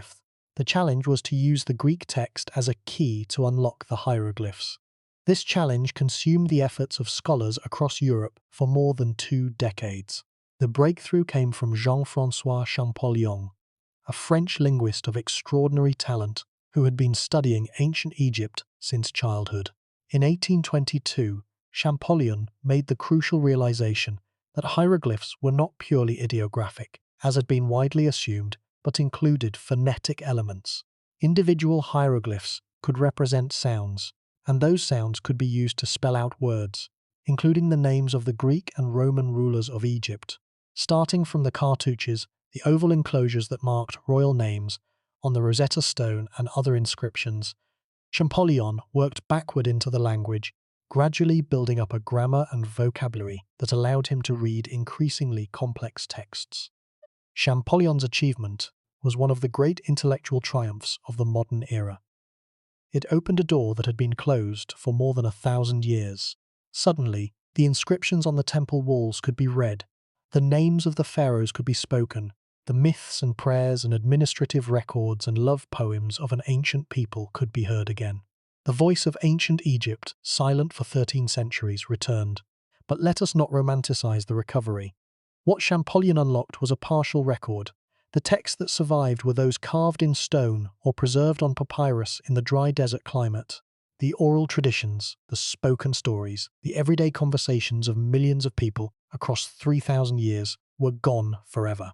The knowledge that had been transmitted from teacher to student in the scribal schools, the practical skills of the architects and engineers and physicians, the nuances of religious practice and philosophical thought, all of this was lost.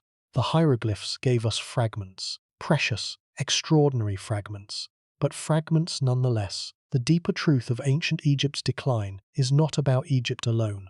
It is about a pattern that repeats across the entire record of human civilization, a pattern of achievement followed by loss, of knowledge gained and then forgotten, of complexity built up over centuries and then dismantled in decades. And the most unsettling aspect of this pattern is not the loss itself, but the mechanism by which it occurs. Because civilizations do not typically die from a single blow. They die from an accumulation of stresses, each one manageable in isolation, but devastating in combination. Egypt faced 5 major stresses across its long history. Environmental change in the form of fluctuating Nile floods and regional climate shifts, military pressure from the Hyksos and the Sea Peoples in the Bronze Age, to the Assyrians, Persians, Greeks and Romans in later periods. Political fragmentation, as the authority of the pharaoh weakened and regional powers asserted themselves. Cultural transformation, as foreign languages, religions and administrative practices gradually displaced Egyptian traditions. And economic decline, as the agricultural surplus that had sustained the civilization diminished and the trade networks that had enriched it contracted. No single one of these stresses was fatal. Egypt survived the first intermediate period. It survived the Hyksos invasion. It survived the Bronze Age collapse.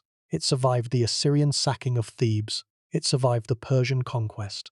Each time it recovered, each time it reasserted some version of its traditional identity. But each recovery was incomplete. Each one left the civilization a little weaker, a little less able to withstand the next shock. The reserves of resilience that had allowed Egypt to bounce back from the collapse of the Old Kingdom were gradually depleted by the cumulative weight of 3,000 years of crises. Let that sink in. The most enduring civilization in human history, a civilization that lasted for 3 millennia, was ultimately undone not by a catastrophe but by a process, not by an event but by a trajectory, not by a single enemy but by the accumulated effect of dozens of challenges, each one absorbed, each one survived, but each one leaving the civilization slightly diminished, like a tree that survives 100 storms, losing a branch here and a root there, until one day a wind that would not have troubled the tree in its youth is enough to bring it down. The environmental component of this trajectory deserves special emphasis because it connects Egypt to a broader pattern of civilizational vulnerability. The Nile flood was remarkably stable across most of Egyptian history. This stability is what made the civilization possible, but even small variations in flood levels could have significant consequences, and the geological and climatological record shows that those variations increased during the later periods of Egyptian history. The 4.2 kiloyear event around 2200 before the Common Era was the first major disruption, but it was not the last. Volcanic eruptions, shifts in the Indian Ocean monsoon system, and long-term changes in regional climate patterns all affected the Nile flood in ways that the Egyptians could observe but could not control. And this is where the story becomes deeply personal, because it forces us to confront a truth that most people would rather not think about. The foundation of Egyptian civilization was not genius, though genius played its part. It was not ambition, though ambition was abundant.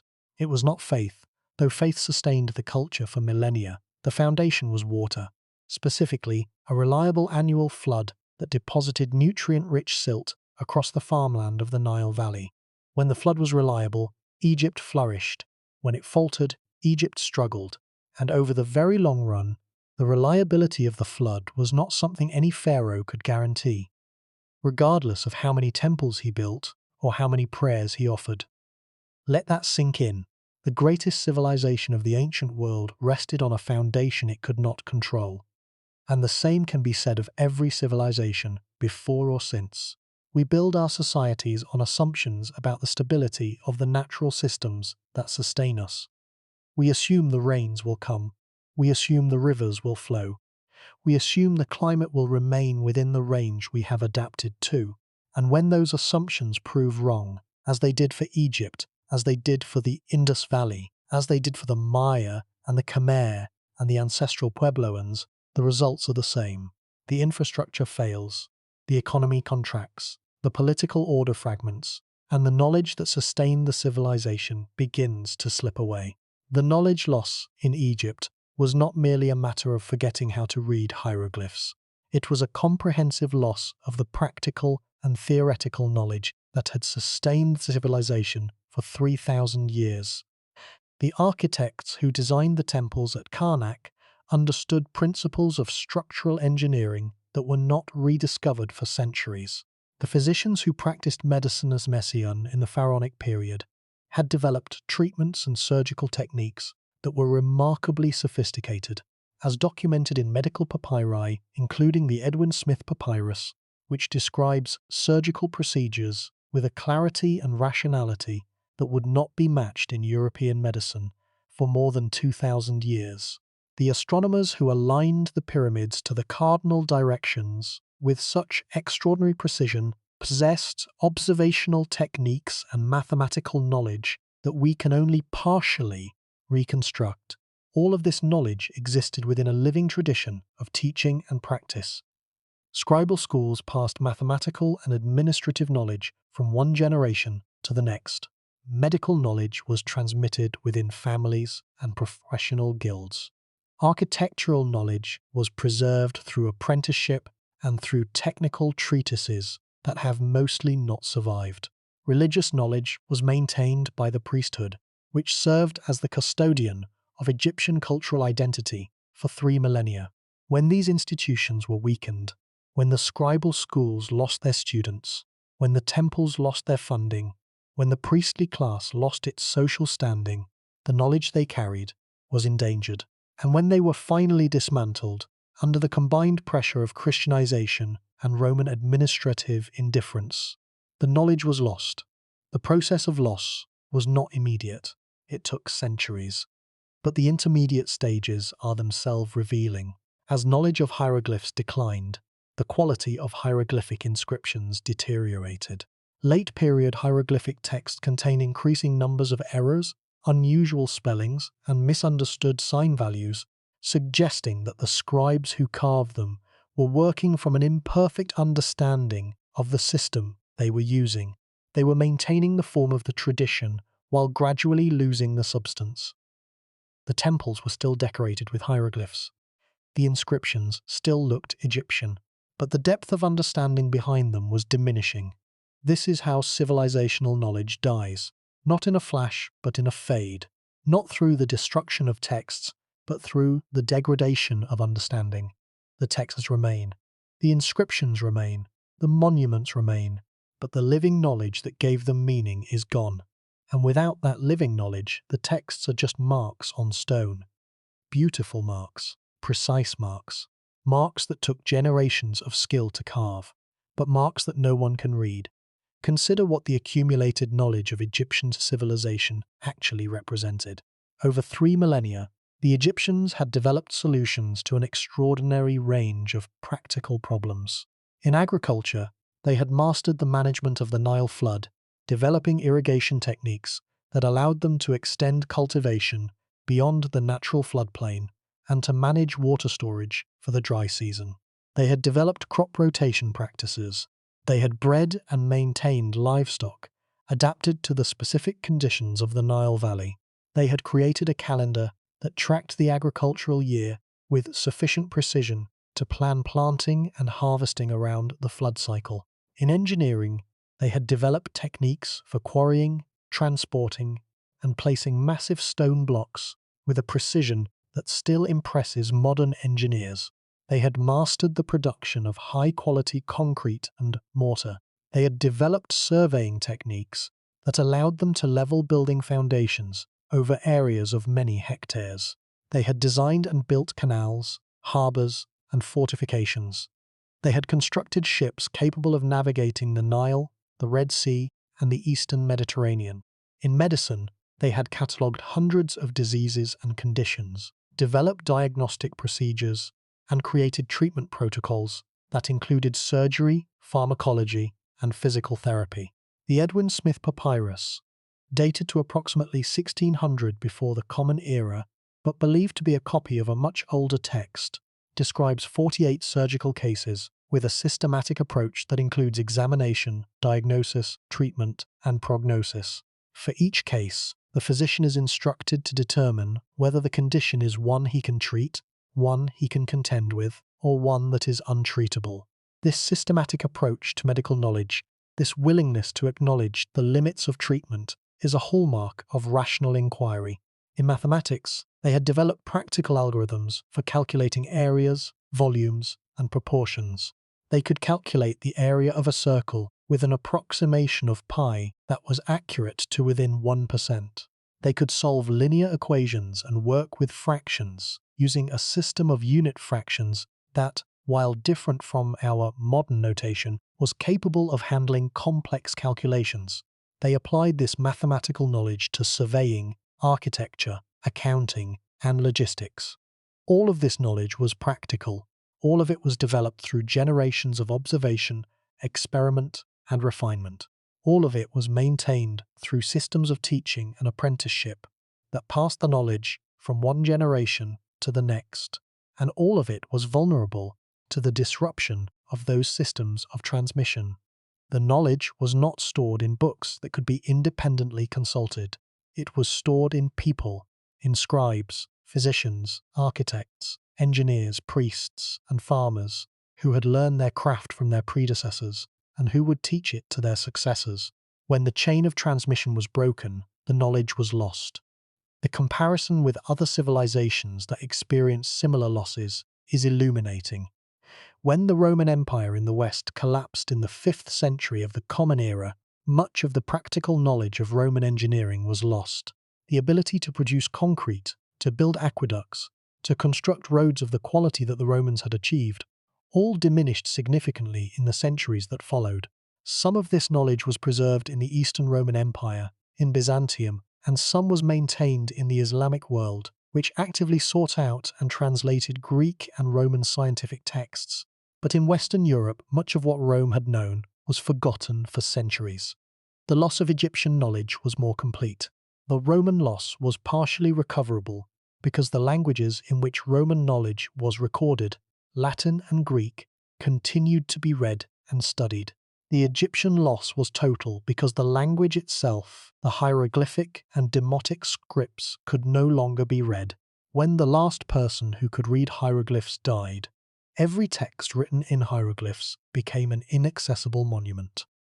The medical knowledge in the Edwin Smith Papyrus, the mathematical knowledge in the Rhind Papyrus, the literary masterpieces of the Middle Kingdom, the theological treatises of the New Kingdom, all of it was sealed behind a wall of incomprehension that would not be breached for more than 1300 years. The story of ancient Egypt forces us to confront a truth that is as relevant now as it was 4,000 years ago. That truth is this: the measure of a civilization's durability is not the hardness of its monuments, but the depth of its cultural transmission. Stone lasts. Knowledge does not, unless it is actively maintained. The Egyptians built in stone, and their stones endure. But the knowledge that animated those stones, the beliefs, and the skills, and the language, and the daily practices that made them meaningful, had to be maintained by living people in living institutions. When those people and those institutions were gone, the stones became enigmas, beautiful, imposing, awe-inspiring enigmas, but enigmas nonetheless. We are accustomed to measuring civilizational achievement in terms of monuments. The Great Pyramid, the Parthenon, the Colosseum, the Great Wall. These are the landmarks by which we navigate the past. They are the things that survive. But they survive precisely because they are stone, because they are resistant to the forces that destroy everything else. The most important products of a civilization, its knowledge, its language, its beliefs, its social arrangements, its ways of living and dying and making sense of the world, are far more fragile than any stone, and they are far more valuable. The Great Pyramid tells us that the Egyptians could move stone. The medical papyri tell us that they could heal the sick. The literary texts tell us that they could dream and grieve and love and question the meaning of their existence. The pyramid is a fact. The papyri are a voice, and the voice is what we have lost. The parallels with our own time are not comfortable to contemplate. We live in an age of unprecedented knowledge accumulation. We have libraries, databases, archives, and digital repositories containing more information than any civilization in history. But how much of that knowledge is genuinely understood as opposed to merely stored? How much of it could survive the failure of the technological systems that maintain it? If the electrical grid went down permanently, how much of the knowledge stored in digital formats would be accessible within a generation? Within 2 generations? Within a century? These are not hypothetical questions. They are the questions that the ruins of ancient Egypt pose to everyone who visits them. The Egyptians had their own technology for preserving knowledge. Stone and papyrus. The stone endured. The papyrus survived in dry conditions. But the knowledge itself, the understanding of what the markings meant, was carried not by the technology, but by the people. And when the people no longer transmitted the knowledge, no amount of stone or papyrus could bring it back. There is an image that haunts anyone who has spent time studying the decline of ancient Egypt. It is the image of the Temple of Philae, standing on its island in the Nile, its walls covered with hieroglyphs that no living person can read, its chambers empty, its rituals silenced.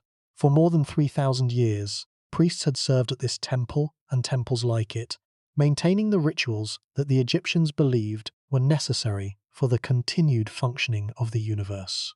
They had risen before dawn to perform the morning ceremony. They had purified themselves in the sacred lake. They had opened the shrine and tended the statue of the god. They had chanted the hymns and made the offerings and spoken the words of power that kept chaos at bay and Maat in force. And then, one day, they stopped, not because they chose to, but because they were forced to. The temple was closed by imperial order. The priests were dispersed. The daily ritual that had been performed without interruption for longer than most civilizations had existed was performed for the last time, and the universe, despite the Egyptians' most profound beliefs, did not end. The sun continued to rise, the Nile continued to flood, the stars continued to turn in their courses. The only thing that ended was the tradition. The only thing that died was the knowledge. This is the cruelest irony of civilizational decline. The traditions that a society considers most essential, the beliefs it holds most sacred, the knowledge it guards most carefully, are often the first things to be lost when the society weakens, because they are the things that depend most completely on institutional support. A farmer can continue to farm even when the state collapses. A merchant can continue to trade, but a priest cannot continue to serve a temple that has been closed. A scribe cannot continue to teach a script that no one wants to learn. The most refined, most specialized, most culturally significant knowledge is also the most vulnerable. The fragility of expert knowledge is something that every complex society must confront, and that very few do so honestly. We tend to assume that important knowledge will persist because it is important, because someone will always want to know it, because the value of the knowledge will ensure its survival. But the history of ancient Egypt demonstrates that this assumption is false. the importance of knowledge does not guarantee its preservation. Knowledge persists only when there are institutions dedicated to preserving it, when there are economic resources to support those institutions, and when there is a social context in which the knowledge is valued and applied. Remove any of these conditions, and the knowledge becomes endangered. Remove all of them, and the knowledge is lost.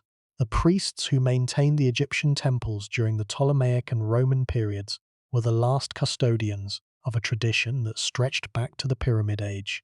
They were learned, they were dedicated, they were, in many cases, brilliant. The inscriptions they composed at Edfu, Dendera, and Philae demonstrate a profound understanding of Egyptian theology, mythology, and ritual. They preserved and transmitted knowledge that was irreplaceable, and they failed, not because they were inadequate to the task, but because the task was impossible under the circumstances they faced. The social and economic conditions that had sustained the Egyptian priesthood for 3 millennia had been eroded beyond the point of recovery. The temples were underfunded. The scribal schools were shrinking. The number of young people willing or able to undergo the years of training required to master the hieroglyphic script was declining with each generation. The priests did their best. Their best was not enough. There is a term in conservation biology for species that are functionally extinct even though some individuals survive. The population is too small, too fragmented, or too genetically depleted to maintain itself. The species persists for a time, a generation or two, but its trajectory is irreversible. The Egyptian scribal tradition during the late Roman period was in this condition. Individuals who could read and write hieroglyphs still existed, but they were too few, too scattered, and too unsupported to maintain the tradition. When the last of them died, the tradition died with them, and with it died access to 3,000 years of accumulated human achievement. There is a moment that comes to every visitor to the Valley of the Kings, a moment when the scale of what has been lost becomes suddenly, viscerally real. You are standing in a tomb that was carved and painted more than 3,000 years ago. The walls are covered with images of gods and demons, with scenes from the journey of the dead through the underworld, with texts from the Book of the Dead and the Amduat. The colours are still vivid, preserved by the dry desert air. The craftsmanship is extraordinary, every figure precisely rendered, every hieroglyph cleanly carved. And you realise that the person who made this, the artist who spent years of their life painting these walls, was part of a tradition that stretched back more than 1,500 years before their time, and that would endure for centuries after their death. They were a link in a chain that connected the pyramid builders to the Ptolemaic priests, and that chain is broken now. The civilization that built the pyramids did not merely build structures, it built a world, a complete, self-sustaining world of meaning, in which the annual flood of the Nile was a divine gift. The pharaoh was the mediator between the human and the divine. The dead could live forever if the proper rituals were performed, and the cosmic order depended on the faithful execution of duties by everyone from the pharaoh to the humblest farmer. This world of meaning sustained the Egyptian people through 3 millennia of challenges. It gave them a framework for understanding their lives, their deaths, and their place in the cosmos. It motivated the construction of the pyramids and the carving of the tombs and the writing of the hymns. It was the invisible architecture that held the visible architecture together. And it is gone. The gods of Egypt are not worshipped. The rites of the temples are not performed. The prayers of the pharaohs are not spoken. The world of meaning that sustained the civilization for 3,000 years exists now only in books and museums, studied by scholars and visited by tourists, admired but not inhabited.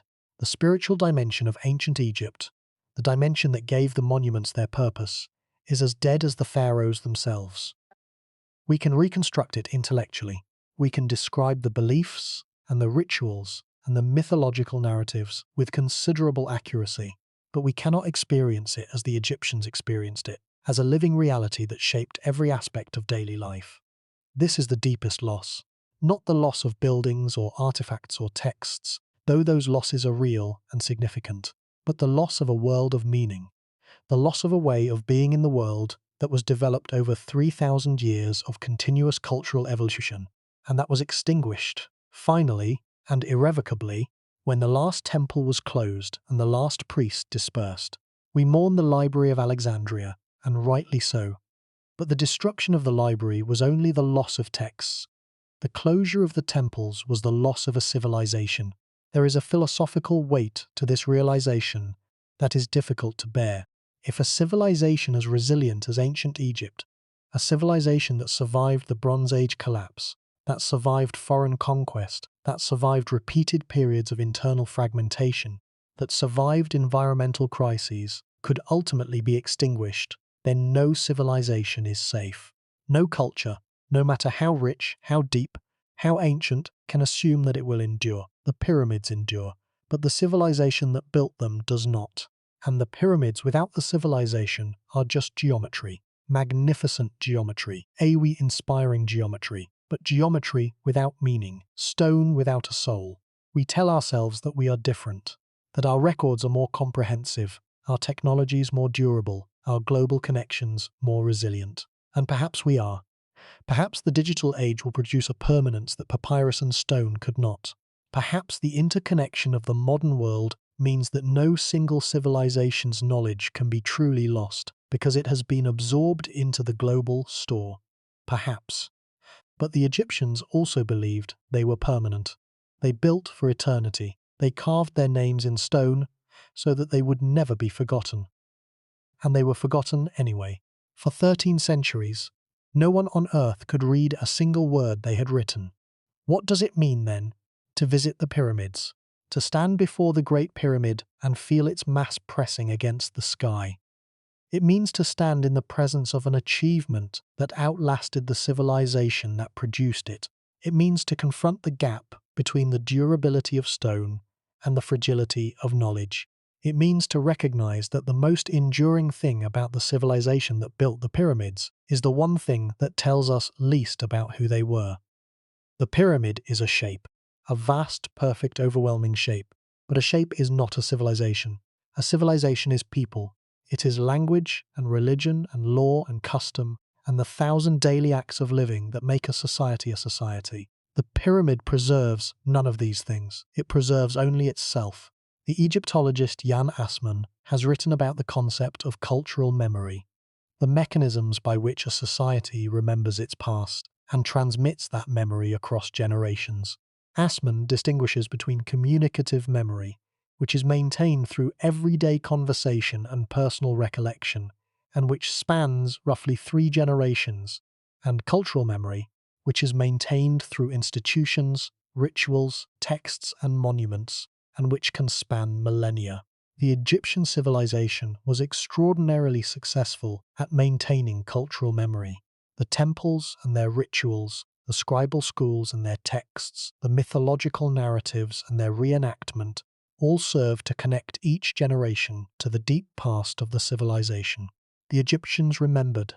They remembered obsessively, deliberately, institutionally, and yet their memory did not survive. The institutions that maintained it were destroyed. The text that encoded it became unreadable. The rituals that reenacted it were suppressed. Cultural memory, for all its power, proved mortal. This raises a question that has no comfortable answer. If the most deliberate, most institutional, most long-lived system of cultural memory in human history could be destroyed, what protects our own? We have libraries and universities and archives and digital databases. We have redundant systems and backup protocols and preservation standards. We have, by any measure, the most elaborate knowledge preservation infrastructure in the history of our species. But the Egyptians also had the most elaborate knowledge preservation infrastructure of their time. They had temples built of stone. They had texts carved into walls that would last for millennia. They had a priesthood dedicated to maintaining the tradition across generations. And it was not enough. The difference between our situation and theirs is not that our systems are inherently more durable. Stone is more durable than any digital medium currently in existence.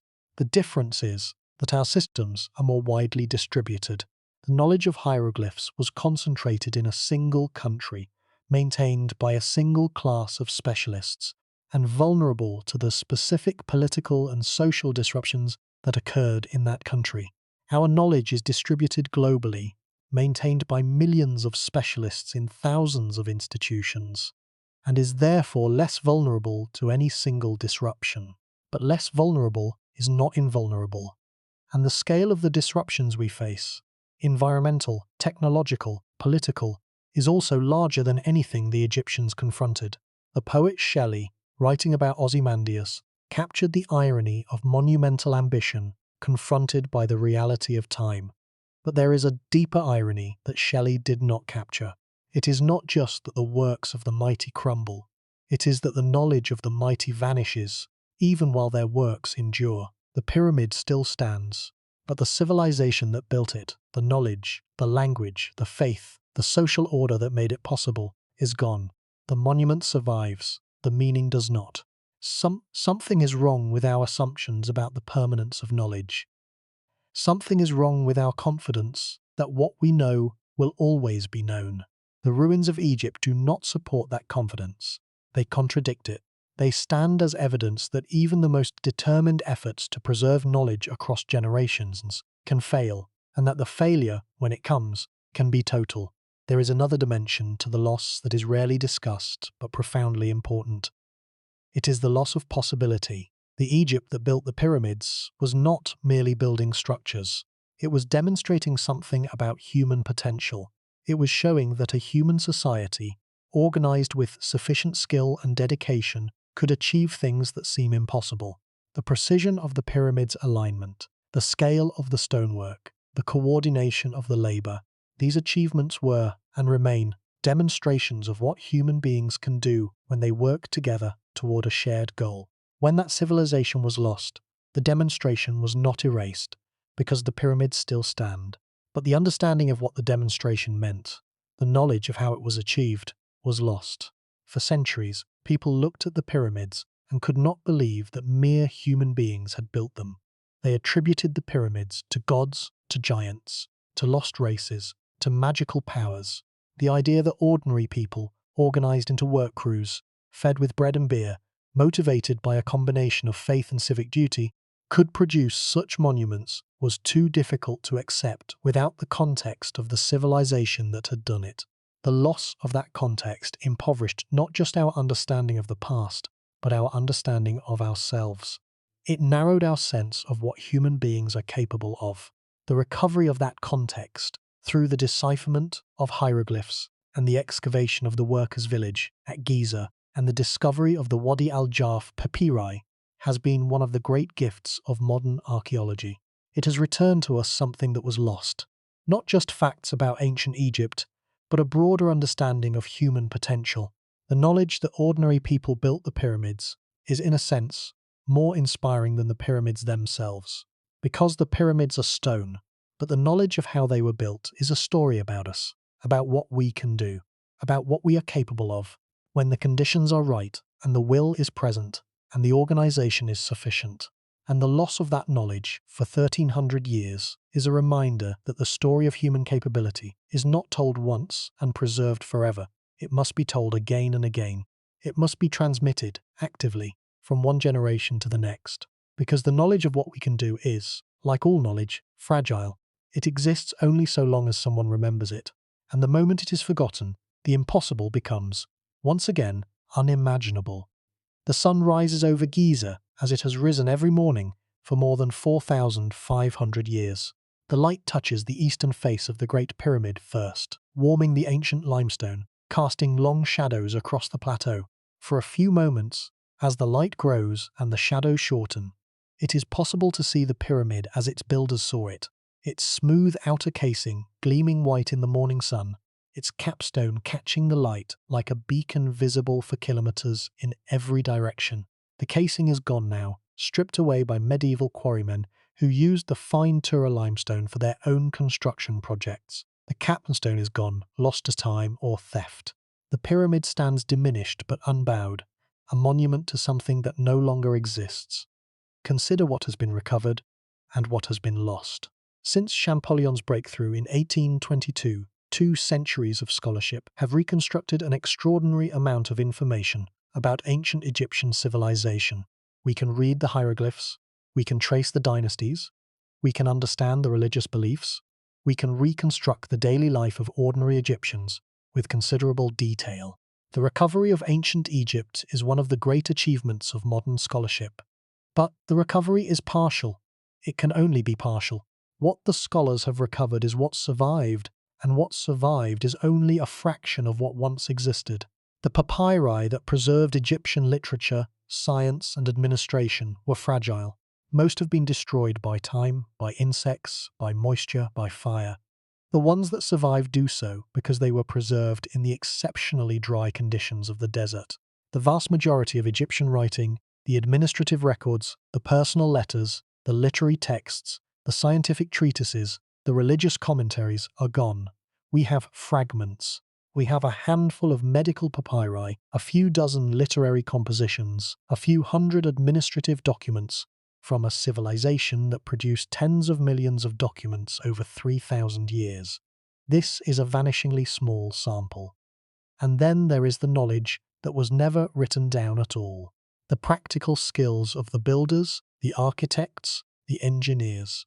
The agricultural techniques developed over millennia of farming the Nile floodplain, the navigational knowledge of the sailors who plied the Red Sea and the Eastern Mediterranean, the medical knowledge that was transmitted through apprenticeship and clinical practice rather than through written texts. None of this survives. It exists now only in the traces it left in the physical record, the buildings and the tools and the artifacts that archaeologists have recovered, and from which they attempt to infer the knowledge that produced them. What does the pyramid mean now? To the tourists who photograph it, it is a wonder of the ancient world, a bucket list destination, a backdrop for selfies. To the archaeologists who study it, it is a puzzle, a repository of technical information about ancient engineering, a key to understanding the society that built it. To the Egyptian people who live in its shadow, it is a national symbol, a source of pride and identity, a connection to a past that is claimed but not fully recovered. To the world, it is an icon, instantly recognizable, universally admired, endlessly debated. But to the people who built it was none of these things. To them, it was a machine for eternity, a structure designed to ensure the pharaoh's passage to the afterlife, and, through that passage, to sustain the cosmic order on which all of Egyptian civilization depended. Every stone was laid in the service of that belief. Every block was quarried and transported, and placed with the conviction that the work mattered, that it served a purpose beyond the merely physical, that it was part of a sacred duty that connected the living to the dead, and both to the gods. The pyramid was not a monument to human ambition, it was a monument to human faith. And the faith that built it is gone. That is the final truth about the civilization that built the pyramids. It was not destroyed by a single catastrophe. It was not conquered by a single enemy. It was not undermined by a single weakness. It was transformed slowly and irreversibly by the accumulated effects of 3,000 years of change. Environmental shifts that altered the foundation of its agriculture. Military invasions that broke its political independence. Cultural transformations that replaced its language, its religion, and its worldview. And through it all, a slow, steady erosion of the knowledge and the institutions that had sustained it. The people who built the pyramids would not recognize the Egypt of today. The language they spoke has evolved through stages they could not have anticipated, from Demotic to Coptic to Arabic. The gods they worshipped have been replaced, first by the Christian god, and then by the god of Islam.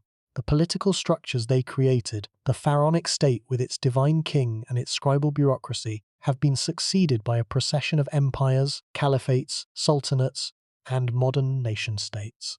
The continuity that they prized above all else, the mat that was the organizing principle of their civilization, has been broken and cannot be restored. And yet something remains.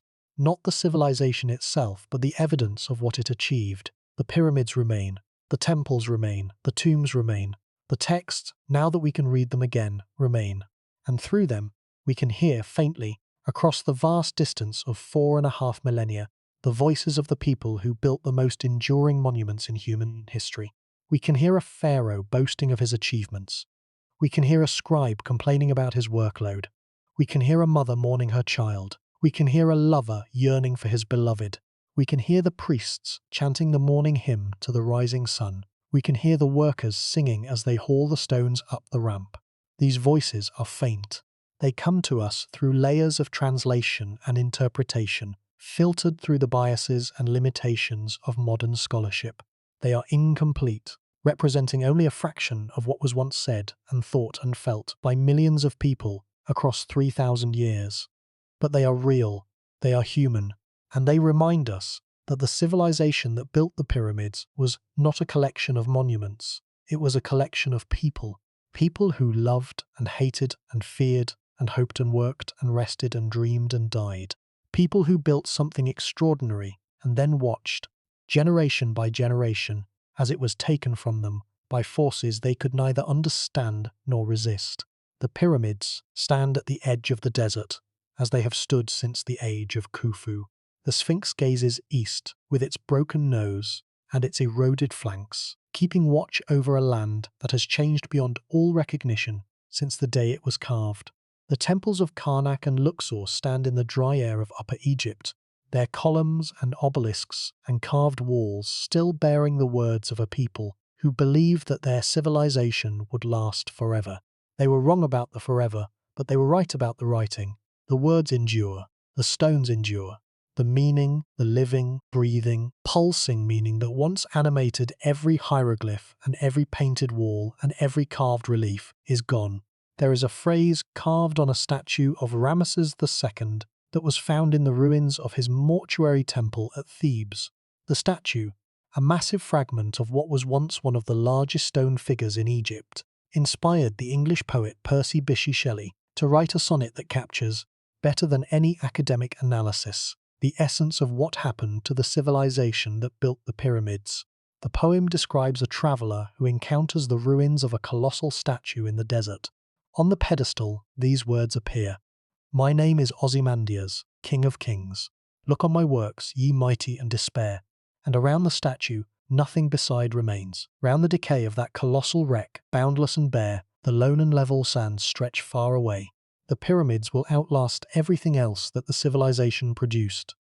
They will outlast the papyri, which are fragile and will eventually decay even in museum conditions. They will outlast the mummies, which are slowly deteriorating despite the best efforts of conservators. They will outlast the inscriptions on the temple walls, which are being eroded by wind, sand, salt, and the touch of millions of visitors. The pyramids are geology now. They are part of the landscape, as permanent as the bedrock on which they rest. 10,000 years from now, when every papyrus has crumbled and every inscription has been worn smooth, the pyramids will still stand. Diminished, perhaps, weathered, but standing, and they will stand without context, without the language that gave them meaning, without the religion that motivated their construction, without the civilization that conceived and built them. They will be pure form, pure geometry, pure mass. And anyone who encounters them, in whatever future era, will face the same question that we face today. Who built these things? And what happened to them? The sands stretch far away over Giza tonight. The pyramids cast their shadows in the moonlight, and somewhere, buried in the sand, or dissolved in the waters of the Nile, or carried on the wind that blows across the desert, are the last traces of the voices of the people who built them. Voices that spoke a language no one speaks, voices that prayed to gods no one worships, voices that sang songs no one remembers, voices that fell silent one by one, century by century, until the silence was complete, and the pyramids stood alone. They stand alone still, patient, precise, waiting for nothing, remembering everything, and saying, in the only language that stone can speak, that even the mightiest works of the mightiest civilization are, in the end, just monuments to the fact that nothing lasts. The wind blows over Giza, the sand shifts, and the pyramids endure, though the world that built them is a whisper that the desert has almost, but not quite, forgotten.